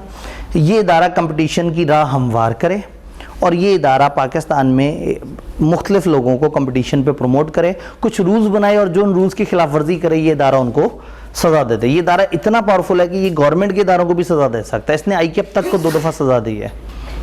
ICAP ने एक दफ़ा कहा कि ACCA वाले लोग नहीं एंटर होंगे और वो एग्जाम्पशन नहीं लेंगे। पहले ACCA करके CAF लेवल एग्जाम्प्ट हो जाता था, ACCA वाले डायरेक्ट CA फाइनल में आते थे। ICAP ने फिर अपने बच्चों को बचाने के लिए उनको मना कर दिया, उन्होंने केस कर दिया ICAP पे। तो कंपटीशन ने कहा कि ICAP ने अपनी पोजीशन को मिसयूज़ किया है और उन बच्चों को आने से रोक दिया। इसी तरह से ICAP ने एक टाइम पे फ़ीस डिफ़ाइन की कि ऑडिट करने की फ़ीस कम से कम इतनी होनी चाहिए ताकि क्लाइंट को अच्छी क्वालिटी मिले। तो कंपटीशन कमीशन ने कह दिया आपने जनाब ये मिनिमम फ़ीस फिक्स करके आपने तो इस्तेसाल कर दिया है। कहने का मतलब ये इदारा इतना तगड़ा है कि ये अपने पैरेलल लेवल के इदारों को भी सज़ाएँ दे सकता है। तो इसका मकसद है मुल्क के अंदर कंपटीशन की फ़िज़ा हमवार करना। 4 चीज़ों पर ये मेनली काम करता है। किसी की डोमिनेंट पोजीशन हो उसको मिसयूज़ करने से रोकता है। कुछ इदारों को जो मिलजुल के ऐसे एग्रीमेंट कर लें जिससे कंपटीशन तबाह हो जाए उनको रोकता है। गलत मार्केटिंग प्रैक्टिसेस जिससे आप धोखा दे के लोगों को अपनी तरफ राग़िब कर लें उससे रोकता है। और ऐसे मर्जर्स को रोकता है जिससे मार्केट का कंपटीशन तबाह हो जाए या उनके लिए कुछ शराइत ऐड कर देता है। जैसे मोबलिंक और वारिद का जब मर्जर हो रहा था तो कंपटीशन कमीशन बीच में आया, उसने 5-6 महीने तक दोनों को एक दूसरे के रिसोर्सेज इस्तेमाल नहीं करने दिए और कोशिश की कि मर्जर होने के बाद भी मार्केट में बाकी सबका सफाया ना हो जाए, वो लोग भी अच्छे तरीके से चलते रहें। थीम समझ आ रहा है? बस इतना सही थीम है, बाकी सिर्फ रट्टा है इस लॉ में। जो इस लॉ में अचानक से उन्हें याद आया कि हम गुड्स की बात करें तो गुड्स की डेफिनेशन दे दी, रिटेलर की डेफिनेशन दे दी, होलसेलर की। मुझे नहीं समझ आ रहा कि पता नहीं किस बेस पे वो डेफिनेशन उठा के डालते गए। बस उन्होंने पेट भरना था कि जहां हमारे 2 सवा 2 सफ़े पूरे हो जाएं हम उतना लॉ बच्चों को बता दें। तो ये 6 लॉज में आईकेएप की ख्वाहिश आपको वो लॉ समझाना नहीं है इन डिटेल, आपको हल्का सा इंट्रोडक्शन देना है कि इस तरह के लॉज होते हैं, ताकि आपको पढ़ते हुए समझ आए और आप उसके मुताबिक चल सकें। किताब की तरफ आते हैं। 3 जज़ाकल्लाह। Competition act 2010। Objective of competition act is to ensure free competition in all spheres of commercial and economic activity, to enhance economic efficiency and to protect consumer from anti-competitive behavior, and to provide for establishment of Competition Commission of Pakistan to maintain and enhance competition। ये जो inverted commas के दरमियान लिखा है ना, इसे याद कर लीजिएगा। पेपर में अगर वो पूछें कंपटीशन का मकसद क्या है तो आप बता दें। फिर आप कहेंगे इस एक्ट ने कंपटीशन कमीशन ऑफ पाकिस्तान बनाया, जो इंडिपेंडेंट बॉडी है, कौसाई रेगुलेटरी, खुद ही अपने लॉ बनाते हैं, कौसाई जुडिशल खुद ही से एहतसाब करते हैं, खुद ही से सजाएं सुना देते हैं। यानी ऐसी बॉडी है कि ये इसकी अपनी अदालत है, इसके अपने कवानीन है, खुद लोगों को बुलाता है, खुद उनका एहतसाब करता है, खुद उनको सजाएं दे देता है। तो ये काफ़ी पावरफुल किस्म की बॉडी है। अब कंपटीशन जब आया तो उन्होंने कहा कि जी हम कुछ डेफिनेशन भी आप देख लें। गुड्स किसे कहते हैं, बच्चों को बता रहे हैं। गुड्स कहते हैं किसी आइटम को, रॉ मटेरियल को, प्रोडक्ट को, बाय प्रोडक्ट को जो पैसे से बेची जाती है। रिटेलर किसे कहते हैं, सेल ऑफ एनी गुड्स से रिलेटेड वो बंदा जो गुड्स बेचता है किसी और को other than for resale. Retail जो आम दुकानदार है हमें देता है, हमें कंज्यूम करने के लिए देता है, रीसेल के लिए नहीं देता। लेकिन होलसेलर वो शख्स है जो किसी आगे रिटेलर को किस लिए देता है, रीसेल। तो a person who purchase goods and sell them to any other person for resale वो होलसेलर है, और जो अदर देन फॉर रीसेल देता है वो रिटेलर है। फिर उन्होंने कहा जी मार्केट किसे कहते हैं, मार्केट उसे कहते हैं जिसको सीसीपी मार्केट कहे। और सीसीपी 2 तरह की चीज़ों को मार्केट कहता है, प्रोडक्ट मार्केट और ज्योग्राफिक मार्केट। प्रोडक्ट मार्केट कहते हैं फॉर एग्जांपल मैं कहूँ एसीओं की मार्केट, फर्नीचर की मार्केट, कंप्यूटर की मार्केट, लैपटॉप की मार्केट, मोबाइल की मार्केट, ये कहलाएगी प्रोडक्ट मार्केट। ज्योग्राफिक मार्केट में कहूँ लाहौर की मार्केट, बरकत मार्केट, गार्डन टाउन की मार्केट, डिफेंस की मार्केट, पंजाब की मार्केट, पाकिस्तान की मार्केट, जनूबी एशिया की मार्केट, यूरोप की मार्केट। जब भी मैं लोकेशन के हिसाब से बताऊंगा तो ज्योग्राफिक मार्केट, और जब भी मैं प्रोडक्ट के हिसाब से बताऊंगा प्रोडक्ट मार्केट है। तो प्रोडक्ट मार्केट वो जिसमें वो या उस जैसी चीज़ों के सब्सटीट्यूट हैं, तो उस मार्केट को प्रोडक्ट मार्केट कहेंगे। और ज्योग्राफिक मार्केट कहेंगे इलाके के हिसाब से। जब एक इलाके में कंपटीशन दूसरे इलाके से डिफरेंट होगा, एक इलाके में चीज़ें दूसरे इलाके से डिफरेंट चल रही होंगी, तो हम इसको कहेंगे ज्योग्राफिक मार्केट है। अब अगर बरकत मार्केट और फैसल टाउन की मार्केट में सेम रेट हो तो हम इन दोनों को कंबाइन एक ज्योग्राफिक मार्केट कहेंगे। लेकिन अगर दोनों में रेट फ़र्क होंगे, तरीके फ़र्क होंगे, बेचने का निज़ाम फ़र्क होंगे, तो हम उनको अलग अलग मार्केट्स कहेंगे। बिला वजह की डिस्कशन अचानक से शुरू कर दी। अच्छा वाला माहौल कुछ और बनाया था और अचानक से डेफिनेशंस दे दी। माहौल क्या बनाया था, कंपटीशन कमीशन 4 चीज़ों को रोकता है, डोमिनेंट पोजीशन को मिसयूज़ करने से, कुछ प्रोहिबिटेड एग्रीमेंट से, डिसेप्टिव मार्केटिंग प्रैक्टिसेस करने से, और ऐसे मर्जर जिससे कंपटीशन कम हो जाए, इससे कौन रोकता है, कंपटीशन कमीशन ऑफ पाकिस्तान। हमारी किताब ने मर्जर्स पे बात नहीं की, इन 3 की एग्जाम्पल्स दे दी। एग्जाम्पल्स की लिस्ट आपको नज़र आ रही होगी, हमने उसको क्रैम करना है, वक्त कम है, हम तेज़ी से उसे पढ़ के मोटा मोटा समझ लेते हैं कि उसमें क्या बात है, या हमें 1 भी ऑफ करना पड़ेगा। जज़ाकल्लाह। रिवर्स चलते हैं, छोटे से बड़े की तरफ जाते हैं। डिसेप्टिव मार्केटिंग प्रैक्टिसेस, ऐसा धोखा देने वाली मार्केटिंग जिससे आप लोगों को कंपेटिटर से गुमराह करके अपनी तरफ ले आएँ और अल्टीमेटली उसका फ़ायदा उठा लें। मुझे लग रहा है कि चाय बेचारी रास्ते में गिर गई, वो ला रहे होंगे, बारिश शदीद हो गई होगी, वो फिसल गई होगी ट्रे, और वो सारी चाय गिर गई होगी। नसीब से तो नहीं लड़ सकते ना, क्या ऐसा ही हुआ है? नहीं सर, आपने ऑर्डर दिया वो दूध लेने के। हाँ जी, इंतज़ामिया हमें बताएगी जी, क्या ऐसा ही हुआ है? आ गई है चाय, बन रही है चाय, ठीक है, सही है। बस अल्लाह करे वो इनके ख़त्म होने तक 20 मज़ीद मिनट लग जाएंगे और उसके 10 मिनट बाद चाय आ जाएगी, तब तक अगली क्लास के बच्चे आ चुके होंगे। अब हम में गमो गुस्सा पाया जाता है। ठीक है जी, जो लोग बाद में आए उन्हें बता दूँ, अरे जो बाद में आए उनकी तो चाय हमने मंगवाई नहीं। जो लेट आए हैं, जो टाइम पे आ गए थे बारिश में, बेचारे भीगे हुए बच्चे, परेशान ज़्यादा बच्चे, उनके लिए हमने चाय मंगवाई। और जो बाद में बारिश के रुकने का इंतज़ार करने के बाद आए तो उनको तो फिर चाय नहीं मिल पाएगी, शेयर कर लेंगे। चलिए, जब चाय आए तो आपने पहला राइट होने देने, जो पहले से बैठे हुए थे, हमने एहतियातन कुछ इजाफी मंगवाई थी, लेकिन बच्चे थोड़ा हमारे एहतियात से थोड़ा ज़्यादा ही आ गए, तो देख लेते हैं। एंड पे बच गई तो वो आपकी किस्मत। तो क्या है डिसेप्टिव मार्केटिंग? क्या हरकतें जिससे आप धोखा देंगे मार्केटिंग करके और दूसरों को अपनी तरफ राग़िब करके उनके साथ नुकसान कर देंगे? उन्होंने कहा इसमें कुछ फॉल्स या मिसलीडिंग इन्फॉर्मेशन जिससे आप अपने कंपेटिटर दूसरों को नुकसान दें। अगर आप ऐसी इन्फॉर्मेशन फैलाएंगे, नहीं यार वो तो गलत लोग हैं, नहीं वो तो गलत तरीके से करते हैं, वो तो जो है फ़र्ज़ करें कोई आके कहे कि जी ये SBI वाले इतने अच्छे टीचर्स हैं, इतने अच्छे तरीके से पढ़ा रहे हैं, सिर्फ 19,000 इनकी फ़ीस क्यों है? तो आगे से कोई कह दे वो इसलिए कि टीचर बीच में छुट्टी कर लेते हैं, इसलिए कम पैसे हैं, और इसलिए कि वो किताब बच्चों को जो देते हैं वो फटी हुई किताबें होती हैं, इस वजह से वो कम पैसे ले रहे हैं। तो इस तरह की गलत इन्फॉर्मेशन फैलाएंगे जिससे आप दूसरों का नुकसान करने की कोशिश करेंगे, तो ये डिसेप्टिव मार्केटिंग है। ऐसी फॉल्स या मिसलीडिंग इन्फॉर्मेशन कस्टमर को जिसमें कोई रीजनेबल बेसिस ही नहीं है, price, character, method, place of production कुछ समझ ही नहीं आ रहा।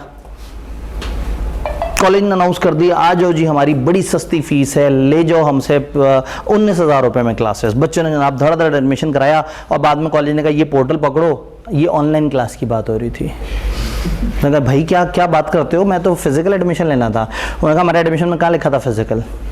तो इस तरह की बात जिससे धोखा हो जाए, कन्फ्यूजन हो जाए, इसका नेचर क्या है, इसका सब्जेक्ट क्या है, इसकी प्राइस क्या है, इसकी क्वालिटी क्या है, तो इस तरह के धोखे। या फॉल्स या misleading comparison of goods in advertisement. आप एडवर्टाइजमेंट करते हुए गलत कंपैरिजन कर रहे हो, गलत चीज़ को गलत चीज़ से कंपेयर कर रहे हो, और उसके बाद जो है वो आप यानी कि लोगों को गलत कंपैरिजन दें। जैसे अक्सर वो होता है जी पाकिस्तान की सबसे सस्ता नेटवर्क, सबसे बड़ा न्यूज़ चैनल, सबसे ज़्यादा ये करने वाला, जब आप इस तरह के कंपैरिजन देते हैं जिसमें आधा झूठ आधा सच होता है, तो वो भी डिसेप्टिव मार्केटिंग कहलाती है।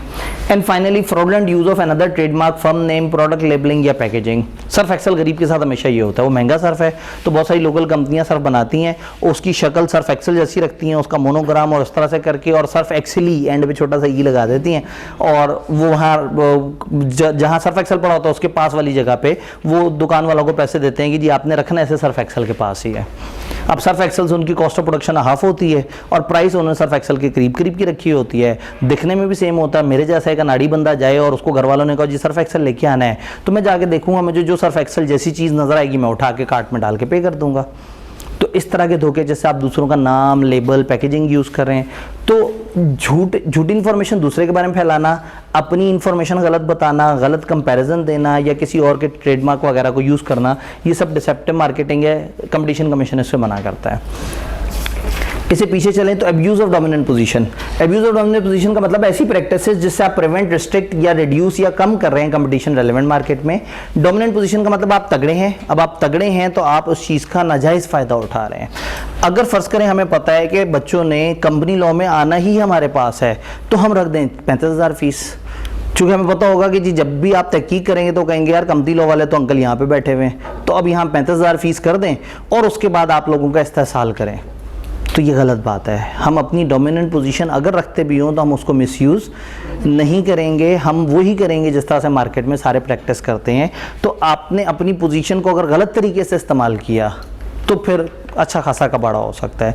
यानी मज़े की बात है कि नॉर्मली पहले 3 पेपर जो है वो लोग उठाते हैं, FR1, टैक्स और बी लॉ। कुछ लोग बी लॉ के बजाय CM में उठा लेते हैं। मज़े की बात है अगले जो तीनों पेपर उठाने उन तीनों में हम सबसे स्ट्रॉन्ग है, अल्लाह का शुक्र है। चाहे वो सी लॉ हो, चाहे वो FR2 हो, चाहे वो CM में हो। तो अब हमारे लिए तो बहुत इजी है, हमें पता है कि बच्चों ने आना ही आना है, तो हम पाबंद कर दें कि जी आपने लाजमी 3 पेपर उठाने हैं और हम लोगों को एक्सप्लॉइट करें। हम उल्टी तरफ जा रहे हैं। एक तो हमने फीस भी मुनासिब रखी हुई है, ऊपर से हम कहते हैं जो 3 पेपर इकट्ठे उठाएगा पर पेपर लिस्ट प्राइस पे 5-5 हज़ार से और ऑफ हो जाएगा। वो ट्रायो पैकेज है, शायद आसपास कहीं उसकी स्टडी भी देखी हो। मार्केटिंग में हम ज़रा कमज़ोर ही हैं थोड़े। तो कहने का मतलब है कि अगर आप डोमिनेंट पोजीशन रखते हो और आप इस चीज़ का नाजायज़ फ़ायदा उठाएं, हमें पता है कि लोगों ने आना है हमारे पास, तो हम ज़ालिमाना प्राइसेस रख दें और बड़े ख़तरनाक से रूल्स रख दें, लोगों ने फिर भी आना है, तो अगर हम ऐसा करेंगे तो ये हमने इनकी खिलाफ वर्जी की है। अब्यूज़ ऑफ डोमिनेंट पोजीशन समझ आ रहा है? तो जिसकी डोमिनेंट पोजीशन हो उसको ख्याल करना चाहिए, उसको इस्तेहसाल नहीं करना चाहिए, एक्सप्लॉइट नहीं करना चाहिए, उसको एकोमोडेट करना चाहिए ताकि कंपटीशन की राह हमवार हो, रादर देन क्या वो बिल्कुल सबका सत्यानाश फेर दे। अब जो डोमिनेंट है वो अगर प्रोडक्शन लिमिट कर दे, वो कहे जी हमने तो बनाने ही सिर्फ 1000 गुड्स हैं, अब हम कहेंगे जी कंपनी लॉ के अंदर हमने 100 से ज़्यादा एडमिशन देने ही नहीं है और फीस है 35,000, तो अब जंग चल पड़ेगी कि कौन है वो शुरू वाले लोग जो कि उन 100 में एडमिशन ले लें। तो ये गलत हो जाएगा। अगर हम अपनी प्रोडक्शन रोक दें जबकि हम अगर कैपेसिटी बढ़ा सकते हैं और हम खामखा कैपेसिटी ना बढ़ाएं, तो अगर आप प्रोडक्शन लिमिट कर दें, सेल लिमिट कर दें, अनरीजनेबल इंक्रीज कर दें प्राइस में, अदर अनफेयर कंडीशंस लगा दें कि अच्छा जी कमती लॉ पढ़ना है, सारे पैसे पहले देने पड़ेंगे, जो 100% अवार्ड देगा उसे कमती लॉ पढ़ाएंगे वरना नहीं पढ़ाएंगे, तो गलत हो जाएगा। वक्त कम है, अदरवाइज हर किसी पे हमारे सेक्टर में ही इतनी सारी एग्जांपल्स हैं, लेकिन अब वक्त कम है, जरा तेजी से चलते हैं। अगर आप डिफरेंट प्राइसेस डिफरेंट कस्टमर से चार्ज करें, किसी से कोई बगैर किसी उसके रीज़न के, तो वो गलत होगा। हाँ, एक बंदे को आपने इसलिए कम चार्ज की कि वो बेचारा मुश्किल में था, उसके हालात फाइनेंशियल ख़राब थे, वो उसको आपने लोन दिया, फैसिलिटेट किया। लेकिन अगर आपने बगैर किसी रीज़न के किसी को कम किसी को ज़्यादा प्राइस चार्ज की कि मेरी मर्ज़ी मेरा बिजनेस है, तो वो गलत है। अगर आपने सेल कंडीशनल रख दी कि 100 गुड्स या सर्विसेज के साथ टाइन कर दिया, आप वेव्स के पास गए, हमने कहा जी हमने एसी खरीदना है, उन्होंने कहा एसी उसी को बेचेंगे जो वॉशिंग मशीन खरीदेगा। वॉशिंग मशीन नहीं बिकती थी उनकी, एसी बिकता था, उन्होंने उसको क्या कर दिया, लिंक कर दिया। जैसे आप एक कॉलेज में जाके कहते हैं कि जी मुझे ये सब्जेक्ट की क्लास लेनी है, वो कहते हैं हम एक सब्जेक्ट तो देते ही नहीं, कम से कम 2 उठाओगे तो हम एडमिशन देंगे वरना नहीं देंगे। टाइन्स कहलाते हैं। आप बाउंड कर देते हैं एक बंदे को कि आपकी एक चीज़ के साथ दूसरी लाजमी खरीदे, ये तो फिर कनेक्टेड है। समटाइम आप डिसकनेक्टेड चीज़ के साथ बाउंड कर देते हैं। Conclusion of contract subject to acceptance of other parties of supplementary obligation, कुछ और चीज़ें विद बाय नेचर और according to commercial usages have no connection with subject of the contract. फर्ज करें मेरी जूतों की दुकान हो, अलग से एक अलग बिजनेस हो, और एक बच्चा यहाँ आके कहे मैंने कमती लॉ में एडमिशन लेना है। हम कहेंगे जी कमती लॉ में एडमिशन उससे मिलता है जिसने कम से कम आबदी साहब की दुकान से जूतों का एक सेट खरीदा हो, उसकी रसीद ला के दो, कमती लॉ में एडमिशन मिल जाएगा। आप कहेंगे भाई जूतों का कमती लॉ से क्या ताल्लुक? हम कहेंगे हमारी मर्जी। तो अगेन टाइन्स में क्या था, आपने अपनी ही रिलेटेड प्रोडक्ट के साथ उसे टाइन कर दिया था, और इधर तो आपने बिल्कुल ही डिसकनेक्टेड चीज के साथ टाइन कर दिया। तो making conclusion of contract subject to acceptance of other parties of supplementary इजाफी obligation which by their nature या according to commercial use have no connection with subject of the contract। फिर क्या हो सकता है, डिसिमिलर कंडीशन इक्विवेलेंट ट्रांजैक्शन में different लोगों के लिए लगा दी। ये भाई आए इनको 5 इंस्टॉलमेंट्स कर दी, वो भाई आए उनसे एक दिन सारे पैसे पकड़ लिए, उनका इंस्टॉलमेंट हमने कहा भाग जाओ चक्कर ही कोई नहीं, इनको इंस्टॉलमेंट में इंस्टॉलमेंटें दे दी। तो हमने पोजीशन को मिस यूज़ किया, हमने कहा हमारी इनसे दोस्ती है, हम इनको इंस्टॉलमेंट देंगे, इनसे दोस्ती नहीं है, इनको इंस्टॉलमेंट नहीं देंगे, तो गलत हो जाएगा। Driving competitor out of market, preventing new entry, creating monopoly, market से कंपेटिटर को बिल्कुल फारिग कर दिया। हमें पता है पीआरसी से जब बच्चे बाहर निकलते हैं और उसके बाद उन्होंने फिर FR1 वगैरह पढ़ना होता है, तो अब हमें पता है कि अगर FR1 में हमारी अच्छी स्टैंडिंग है तो हम क्या करते हैं, हम रख दें 1000 रुपये प्राइस, और हम जो है वो 4-5 कमरे जोड़ के 500 बच्चों का कमरा बना दें और ऑनलाइन के अनलिमिटेड एडमिशन अनाउंस कर दें और 1000 रुपये में एडमिशन हो। ऑनलाइन में 500 और फिजिकल में 1000। होगा क्या, फ़ायदा तो हमें भी नहीं होगा, लेकिन हम मार्केट के 4-5 हज़ार बच्चों को अपने पास ला के पार्क कर लेंगे। फिर ये बच्चे आगे कोई भी सब्जेक्ट उठाएंगे तो उसमें से आधे सब्जेक्ट वो हमारे पास से उठा रहे होंगे। तो हमने क्या किया, कंपेटिटर का सत्यानाश फेर दिया प्रीडेटरी प्राइसिंग से। प्रीडेटरी कहते हैं कातिल प्राइस, जो कत्ल कर दे, जो सारे कंपेटिटर्स को बिल्कुल लिटा दे, उनको बिल्कुल सत्यानाश फेर दे उनका। तो driving competitor out of market या न्यू एंट्री को प्रिवेंट करना या मोनोपोली बनाना बाय प्रीडेटरी प्राइसिंग। तो अगर हम कभी स्टूडेंट्स के बेनिफिट के लिए उनको कोई चीज़ फ्री में भी देते हैं तो हम तब देते हैं जब कॉलेजेस ने अपने एडमिशन प्रोसेस कर लिए होते हैं। हम हर सेशन इम्तिहान से 2 महीने पहले अपने सारे सब्जेक्ट्स किसी ना किसी फॉर्म में लोगों को फ्री भी अवेलेबल कर रहे होते हैं, और उसके बाद जैसे ये क्रैश कोर्स टाइप की चीज़ है, तो मतलब इस तरह की डिफरेंट एक्टिविटीज़ करते हैं। लेकिन अगर शुरू में करेंगे तो वो कंपटीशन कमीशन के अगेंस्ट हो जाएगा कि हमने मार्केट का कंपटीशन साफ करने के लिए चीज़ फ्री दे दी है, वो कर दिया। अब इस तरह का क्रैश कोर्स हम शुरू में करा दें, बच्चे कहें यार वो कॉलेज 6 महीने में वो कराते हैं, ये जनाब 12 दिन में कराते हैं, इधर आ जाएँ। और उन 12 दिन में मैं कहूँ कि ये इस तरह से है, लेकिन इसकी टेस्टिंग होगी, इसकी ड्राफ्टिंग अलग से होगी, बस अब आपने 6-6 हज़ार रुपये जमा कराने हैं, तो ये गलत हो जाएगा। बाइकआउट कर दें, एक्सक्लूड कर दें बाकियों को, आप बाकियों को सिस्टम से निकालने की कोशिश करें, आप उनके खिलाफ तहरीक शुरू कर दें। आप गवर्नमेंट से कहें, टोयोटा वाले गवर्नमेंट से कहें किसी नई कंपनी को गाड़ी बनाने की अब अगर इजाज़त दी ना तो हमने पाकिस्तान से सेटअप समेट लेना है, तो ये गलत होगा। आप अपनी पोजीशन को मिसयूज़ करके गवर्नमेंट को प्रेशराइज कर रहे हैं कंपटीशन रोकने के लिए।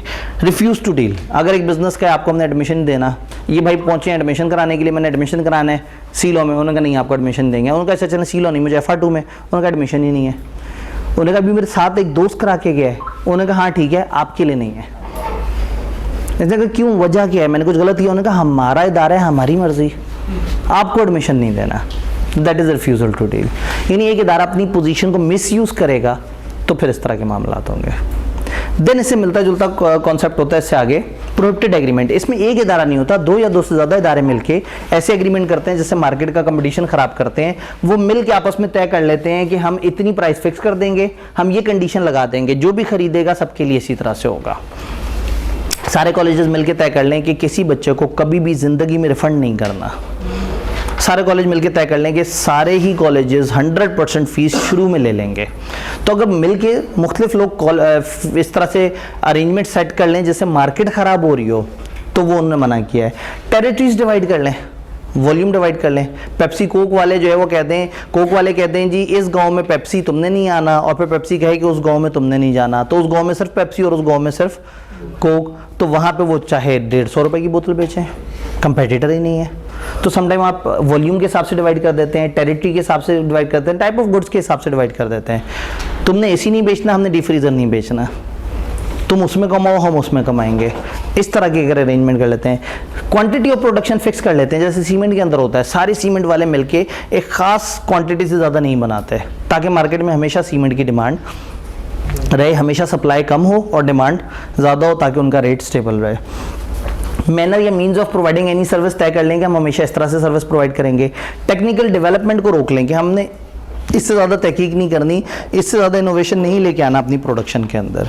या मिलके एक्लूसिव टेंडरिंग कर लें, बिडिंग कर लें, गवर्नमेंट वगैरह को चीज़ें अनाउंस करे कि हाँ भाई आओ हमें बिड करो, तो 5-6 कंपनियां मिलके एक ही रेट गवर्नमेंट को बिड कर रही हो, ताकि गवर्नमेंट को लगे कि इससे ज़्यादा किसी ने मुझे पैसे नहीं देने। और आखिरी 2 वही चीज़ें हैं, different condition for equivalent transaction और making conclusion of contract subject to acceptance of other, ये 2 जो हमने डोमिनेंट पोजीशन में पढ़ी थी।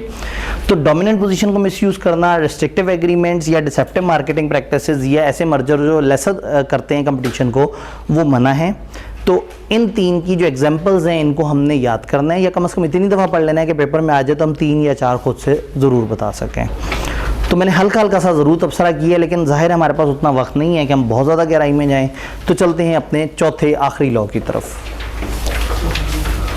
आर्बिट्रेशन का लॉ। 1213 जी जज़ाकल्लाह। आर्बिट्रेशन का लॉ, आर्बिट्रेशन एक्ट 1940। ये लॉ अगर समझ आ जाए तो आसान है, और समझ ना आए तो फिर परेशान करता है। आर्बिट्रेशन किसे कहते हैं? सालसी को, सालिस किसे कहते हैं? Middle man. दरमियान में एक बंदा आ गया, 2 बंदे जिनका आपस में झगड़ा है, वो अपने झगड़े को लेके किसी तीसरे बंदे के पास गए कि तुमने सुलझाना है। तो नॉर्मली 2 लोग कोर्ट के पास जा रहे होते हैं, बट दिस इज़ अलाउड। आपको याद होगा हमने लॉ पढ़ा था कि लीगल पावर ख़त्म नहीं की जा सकती किसी की। Agreement and restraint of legal proceeding, कोई भी कभी भी ऐसा एग्रीमेंट नहीं कर सकता जो किसी को अपनी लीगल प्रोसीडिंग इस्तेमाल करने से रोक दे। बट आप as an alternate to court एक और निज़ाम की तरफ जा सकते हैं जिसको कहते हैं आर्बिट्रेशन। आर्बिट्रेशन एक स्लैंग इनफॉर्मल निज़ाम है जिसमें इंसान खुद से तय करते हैं कि हम फलाना इंसान या फलाना इदारे के पास जाएंगे, वो तुम्हारे मेरे दरमियान जो फैसला करा देगा वो तुम पे मुझ पे वाजिब होगा। तो जो जरगा सिस्टम है, जो पंचायत सिस्टम है, मुख्तलिफ गाँव में मुख्तलिफ सेटअप बने होते हैं, ट्रेड यूनियंस बनी होती हैं, वर्कर यूनियंस बनी होती हैं, बहुत सारे ऐसे इदारे होते हैं या बहुत सारे ऐसे इंसान होते हैं जिनको कहा जाता है कि आपने हमारे दरमियान फैसला कराना है। अब सवाल ये कि क्या जरगा या पंचायत लीगल है या नहीं, इस पर एक डिबेट होती है। अगर गांव में एक फड्डा हुआ और जरगा खुद ही से बीच में कूद पड़े और उनके दरमियान फैसला करा के सज़ा सुना दे तो गलत है। अगर पंचायत खुद ही से बैठ के खुद ही से फैसला सुना दे गलत है। रूल है कि दोनों पार्टीज़ अपनी बाहमी रजामंदी से, अपनी खुशी से खुद गए जरगे के पास या खुद गए पंचायत के पास और उनको कहा हम आपको अपने दरमियान बड़ा मानते हैं, जो आप फैसला सुनाएंगे हम पे वाजिब है, तो वो उतना ही वाजिब होगा जितना कानून का फैसला। इवन अगर आर्बिट्रेशन का फैसला एक पार्टी नहीं मान रही तो दूसरी पार्टी अदालत जाके वो फैसला दिखा के उसको लीगली बाउंड भी करवा सकती है। तो आर्बिट्रेशन एक अल्टरनेट सिस्टम है, एक alternate dispute resolution. Rather than के लोग अदालतों की तरफ भागें, कुछ इनफॉर्मल तरीके से अगर लोगों को इंसाफ मिल जाए, ऐसे बंदे से जिन पे भरोसा हो। फैमिली में कई दफ़ा क्या होता है कि जी ताया जी हैं, ये हमेशा सही बात करते हैं, जो झगड़ा होता है सारे जाके कहते हैं जी ताया जी आप बता दें कौन सही है कौन गलत, आप जो कहेंगे हमारे लिए काबिल कबूल होगा। सर उसके खिलाफ किसी भी अदालत में नहीं जाए। अब सवाल ये कि हम उसके खिलाफ किसी अदालत में जा सकते हैं अगर आपने खुद ही से एक बंदे को इख्तियार दिया कि तुम फैसला करो और उसने फैसला कर दिया। तो यहाँ रिव्यू के बड़े लिमिटेड से राइट्स हैं, बहुत ज़्यादा राइट्स नहीं है। एक तरीका है बड़ा लंबा चौड़ा सा जिससे आप जा सकते हैं, लेकिन हमारी किताब के पास इतना टाइम नहीं था कि वो आपको पूरा तरीका बताते। तो इसलिए किताब में एक जुमला लिखा है, they are very limited avenues available कि आप इसके अगेंस्ट रिव्यू में जा सकें। अदरवाइज जो आपने अपनी खुशी से अपने ऊपर तारीख किया जिसको और उसने फैसला सुना दिया, अब आपको उसका फैसला मानना पड़ जाता है। बात समझ आई? अब कौन होगा आर्बिट्रेटर? इंडिविजुअल भी हो सकता है, इदारा भी हो सकता है। ये एक इंसान को बाय नेम भी वो कर सकते हैं, बाय डेजिग्नेशन भी कर सकते हैं। फॉर एग्जांपल हम कॉलेजेस आपस में एक एग्रीमेंट करें और कहें तुमने हमने जब किसी ने कॉन्ट्रैक्ट तोड़ा तो प्रेसिडेंट आईकैप के पास चले जाएंगे। अब ये इंसान का नाम नहीं है, ये एक ओहदे का नाम है। प्रेसिडेंट आईकैप का मतलब है कि आईकैप का जो हेड होगा वो जिस भी नाम से होगा, जो शख्स भी होगा, हम उसके पास चले जाएंगे। तो आर्बिट्रेटर बाय नेम भी हो सकता है और आर्बिट्रेटर बाय डेजिग्नेशन भी हो सकता है। आर्बिट्रेटर के पास क्या क्या पावर्स है? सारी पावर्स है। आर्बिट्रेटर फैसला सुना सकता है, हमसे गवाहियाँ ले सकता है, हमसे कुरान पे हाथ रख के कस्में खिलवा सकता है, हमारे साथ जो लोग हैं उनको कटहरे में खड़ा करके उनसे तफ्तीश कर सकता है, वकीलों से पूछ सकता है। यानी जो कुछ एक नॉर्मल अदालत में, वो आर्बिट्रेटर के पास राइट है। आर्बिट्रेटर एक से ज़्यादा हो सकते हैं, यस। अगर आपने मिल के 2, 3, 4 लोगों को नामजद किया है तो वो सारे आर्बिट्रेटर हो सकते हैं। अगर आर्बिट्रेटर इवन नंबर में 2 पे डिवाइड होते हैं, 2, 4, 6, तो एक खदशा ये है कि अगर आर्बिट्रेटर 2 होंगे तो एक ये कहेगा और एक वो कहेगा। ये 4 हो गए, 2 उस तरफ चले गए, 2 उस तरफ चले गए। तो अगर आर्बिट्रेटर इवन नंबर में हो तो ये अपने लिए एक अंपायर चूज करेंगे। अंपायर कैसे कहेंगे? आर्बिट्रेटर्स का आर्बिट्रेटर। हमने चूज करना है आर्बिट्रेटर को और आर्बिट्रेटर्स ने अपने लिए चूज करना है एक अंपायर को, और अंपायर को वो बताना है। मेरे ख्याल में ऐसा ना हो कि वाकई ही अगली क्लास आने पे वो भाई जो एंड पे हैं, वो वाले भाई, जरा उनका कंधा हिलाएंगे तो उन्हें पता लगेगा जी।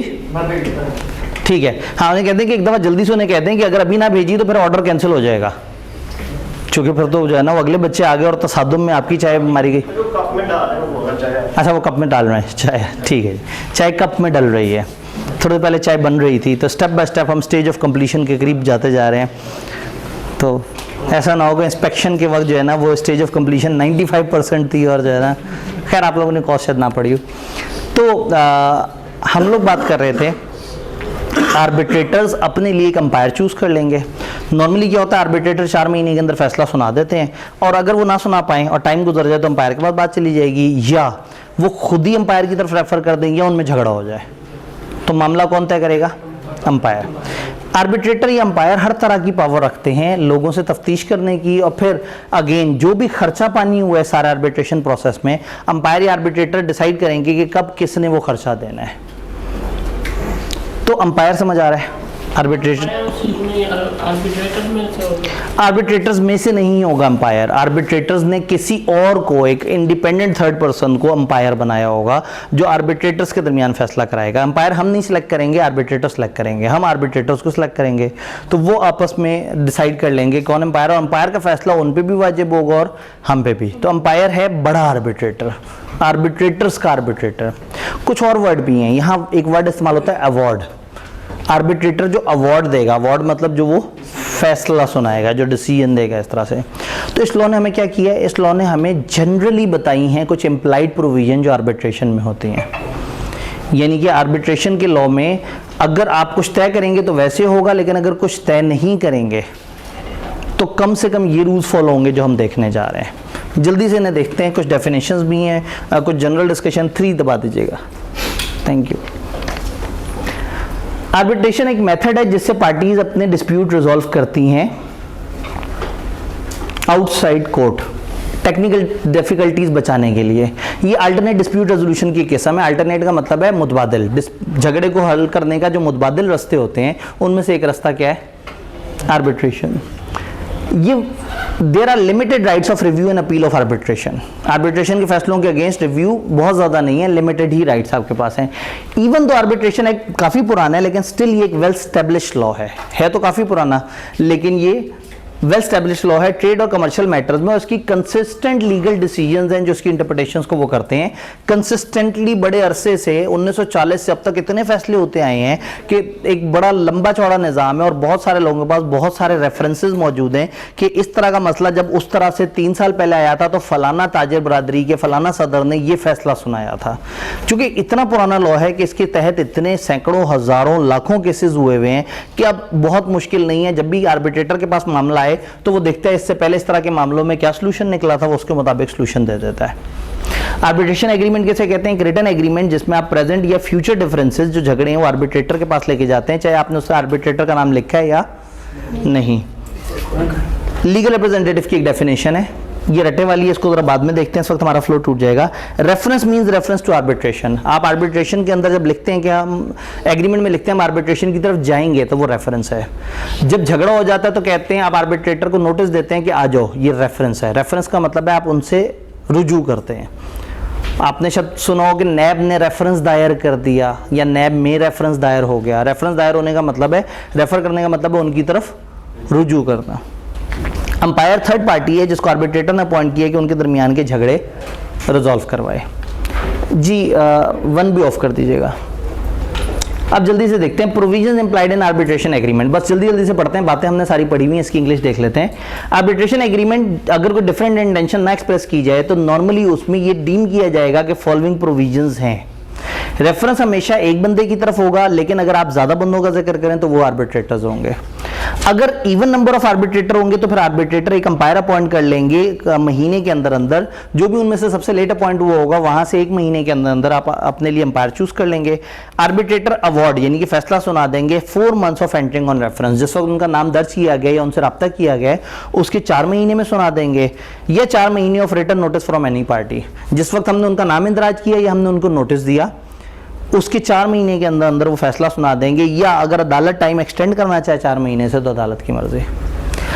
अगर आर्बिट्रेटर ने अवार्ड नहीं दिया उस टाइम में, या उन्होंने इन्फॉर्म कर दिया किसी पार्टी अंपायर को कि भाईजान हमारा आपस में झगड़ा हो गया, तो अंपायर फौरन से आएगा, चार्ज ले लेगा और वो फिर बीच में आ जाएगा। अंपायर अपना फैसला सुनाएगा 2 महीने के अंदर अंदर, या अगर अदालत टाइम बढ़ाना चाहे तो बढ़ा भी सकती है। जो भी पार्टीज आर्बिट्रेशन में इन्वॉल्व और जो भी उनकी सपोर्ट में लोग हैं वो अपने आप को आर्बिट्रेटर के सामने अंपायर के सामने पेश करेंगे। अगर उनको कुछ स्वेयर करना पड़े, अफर्म करना पड़े, कोई कसम खानी पड़े, कोई जो है वो किताब पे हाथ रख के कुछ वो करना पड़े तो वो भी करेंगे। और तमाम रेलिवेंट डॉक्यूमेंट मटेरियल और जो कुछ उनके पास है तमाम सबूत वो देंगे आर्बिट्रेटर्स या अंपायर्स को। अब ये जनरल डिस्कशन है। अवार्ड जो है फाइनल होगा और बाइंडिंग होगा पार्टीज पे और पर्सन जो भी उनके साथ हैं उन सबके ऊपर बाइंडिंग होगा। जो फैसला होगा वो कानूनी हैसियत रखता होगा। कॉस्ट ऑफ रेफरेंस और अवार्ड क्या होगा? ये जो खर्चा लगा है सारे प्रोसेस में, वो जो पंचायत के लोग बैठे और डेली जो उन्होंने चाय पी और उसके बाद जो वो हुआ, तो इसका खर्चा भी तो किसी के जिम्मे पड़ेगा। क्या आर्बिट्रेटर ये खर्चा करेंगे? आर्बिट्रेटर्स डिसाइड करेंगे खर्चा कब कौन कैसे डिवाइड करेगा। दोनों पे बराबर डिवाइड करना है, या सिर्फ मुजरिम पे डिवाइड करना है, या उनको और उनके वकीलों पे मिला के डिवाइड करना है, या मुजरिम और मुजरिम के वकील को चार्ज करना है। तो ये कॉस्ट ऑफ रेफरेंस या अवार्ड डिस्क्रिशन होगा किसका? आर्बिट्रेटर या अंपायर की। Who may direct to and by whom and in what manner such cost, जो बता सकते हैं कि कब कहाँ किसने ये बेयर करना है। They may also make any adjustment in cost to be paid by parties. कोई भी एडजस्टमेंट कर सकते हैं, इतना तुमने इतना तुमने। They can also award cost to be paid by, वो ये भी कह सकते हैं कि भाई ये कॉस्ट लीगल प्रैक्टिशनर भी पे करेगा।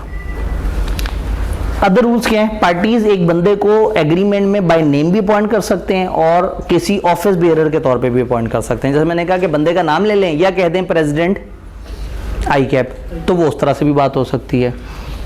अथॉरिटी अपॉइंटेड आर्बिट्रेटर या अंपायर की रिवोकेबल नहीं होगी। जब आपने उस अथॉरिटी दे दी वो खत्म नहीं होगी, लेकिन अगर अदालत कह दे तो वो खत्म हो सकती है।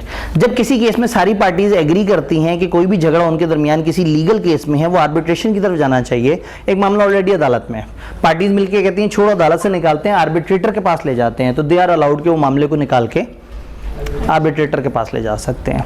एंड फाइनली आर्बिट्रेटर्स की कॉमन पावर्स क्या हैं? वो ओथ एडमिनिस्टर कर सकते हैं, लोगों से कस्में खिलवा सकते हैं अपने सामने। अदालत से कह सकते हैं हमें इधर डाउट है, आप जरा हमें ऑर्डर दे दें, या हमें इतना हम ऑर्डर दे रहे हैं बाकी आप बता दें। तो कुछ अदालत से पूछ लिया, कुछ अपना ऑर्डर दे दिया। अवार्ड कंडीशनल रख सकते हैं अल्टरनेटिव में। वो ये कह सकते हैं कि या ये सजा या ये सजा। हाँ भाई, इसकी बकरी उसकी फसलें खा गई तो या तो अगले 2 साल तक तुम उसको फसल दोगे, या अगले 2 साल तक तुम बकरी का दूध उसके घर भेजोगे। कोई भी फैसला सुना दें, अल्टरनेट में भी सुना सकते हैं। करेक्ट कर सकते हैं किसी भी अवार्ड में कोई क्लैरिकल मिस्टेक, कोई एरर है तो उसको भी ठीक कर सकते हैं। और कोई भी आर्बिट्रेशन की पार्टी है, उससे कोई भी इंटरोगेटरी करनी है, उसको एडमिनिस्टर करना है, किसी से सवाल पूछना है, तफ्तीश करनी है, तो ये सारा इख्तियार है आर्बिट्रेटर या अंपायर के पास। एक छोटी सी डेफिनेशन बीच में गुजर गई थी हमारी। ओथ का क्या मतलब? ओथ का मतलब होता है जो कसम खाते हैं, वो नहीं हाथ रख के किताब पे कि जी मैं कसम खाता हूँ। किताब कैन भी कोई भी रिलीजियस बुक, जो कि गीता भी हो सकती है, कुरान भी हो सकती है, बाइबल भी हो सकती है, depending upon religion. Legal representative, कोई भी बंदा जो इन लॉ रिप्रेजेंट करता है किसी दूसरे बंदे को, और इसमें वो दरमियान में आने वाला बंदा भी होता है। फॉर एग्जांपल एक बच्चा है, उसके फादर की डेथ हो गई, अब उसका चाचा प्रॉपर्टी को तब तक संभाले हुए जब ये बच्चा बड़ा नहीं हो जाता, तो वो चाचा भी लीगल रिप्रेजेंटेटिव है, और कल को जो ये बच्चा है जिसको असल में ट्रांसफर होगी ये भी लीगल। तो a person who in law represent estate of deceased person and include any person who intermeddle, जो दरमियान में आता है estate of, and where any party active representative character, जो दरमियान में रिप्रेजेंटेटिव बनता है, the person whom the estate devolves on the death of party so acting. तो जो असल रिप्रेजेंटेटिव है वो, उसके मरने पे जिसको मिले वो, और जो दरमियान में आए वो, ये सब के सब कौन है? Legal representative. लेकिन अल्टीमेटली चूंकि डेफिनेशन है तो हमने इसको लफ्ज़ बलफ्ज़ याद रखना है। तो ये 2 चैप्टर और 4 लॉस थे। टारगेट थोड़ा बड़ा था, लेकिन आपके ताउन से और क्लास में मुनासिब तादाद होने की वजह से और चाय के वादे की वजह से जो है ये हम बड़े खुश उसलूबी से इसको तय करते चले गए। तो इंशाल्लाह ताला अब हम मिलते हैं। अब अच्छी खबर ये है कि हमारे पास 2 दिन रह गए हैं। याद करा दूं, कल फ्राइडे है, और फ्राइडे वाले दिन हमने एक ऑपोजिट टाइम सेट किया हुआ होता है। हम 12 से 1:15 का टाइम सेट करते हैं, ताकि हम जुम्मे वाले टाइम पे जो है वो क्लास ना कर रहे हो। तो कल आपने याद रखना है, सारी टीम ने भी याद रखना है, कल 12 बजे इंशाल्लाह क्लास है, इस टाइम पे क्लास नहीं है। तो अब हमारी सिर्फ 2 क्लासेस रह गई। उम्मीद करता हूँ कि आप लोग इसी तरह से जोशो खरोश से आते रहेंगे और इंशाल्लाह हम आगे चलेंगे। अपना ख्याल रखिएगा। फ़ी अमान अल्लाह।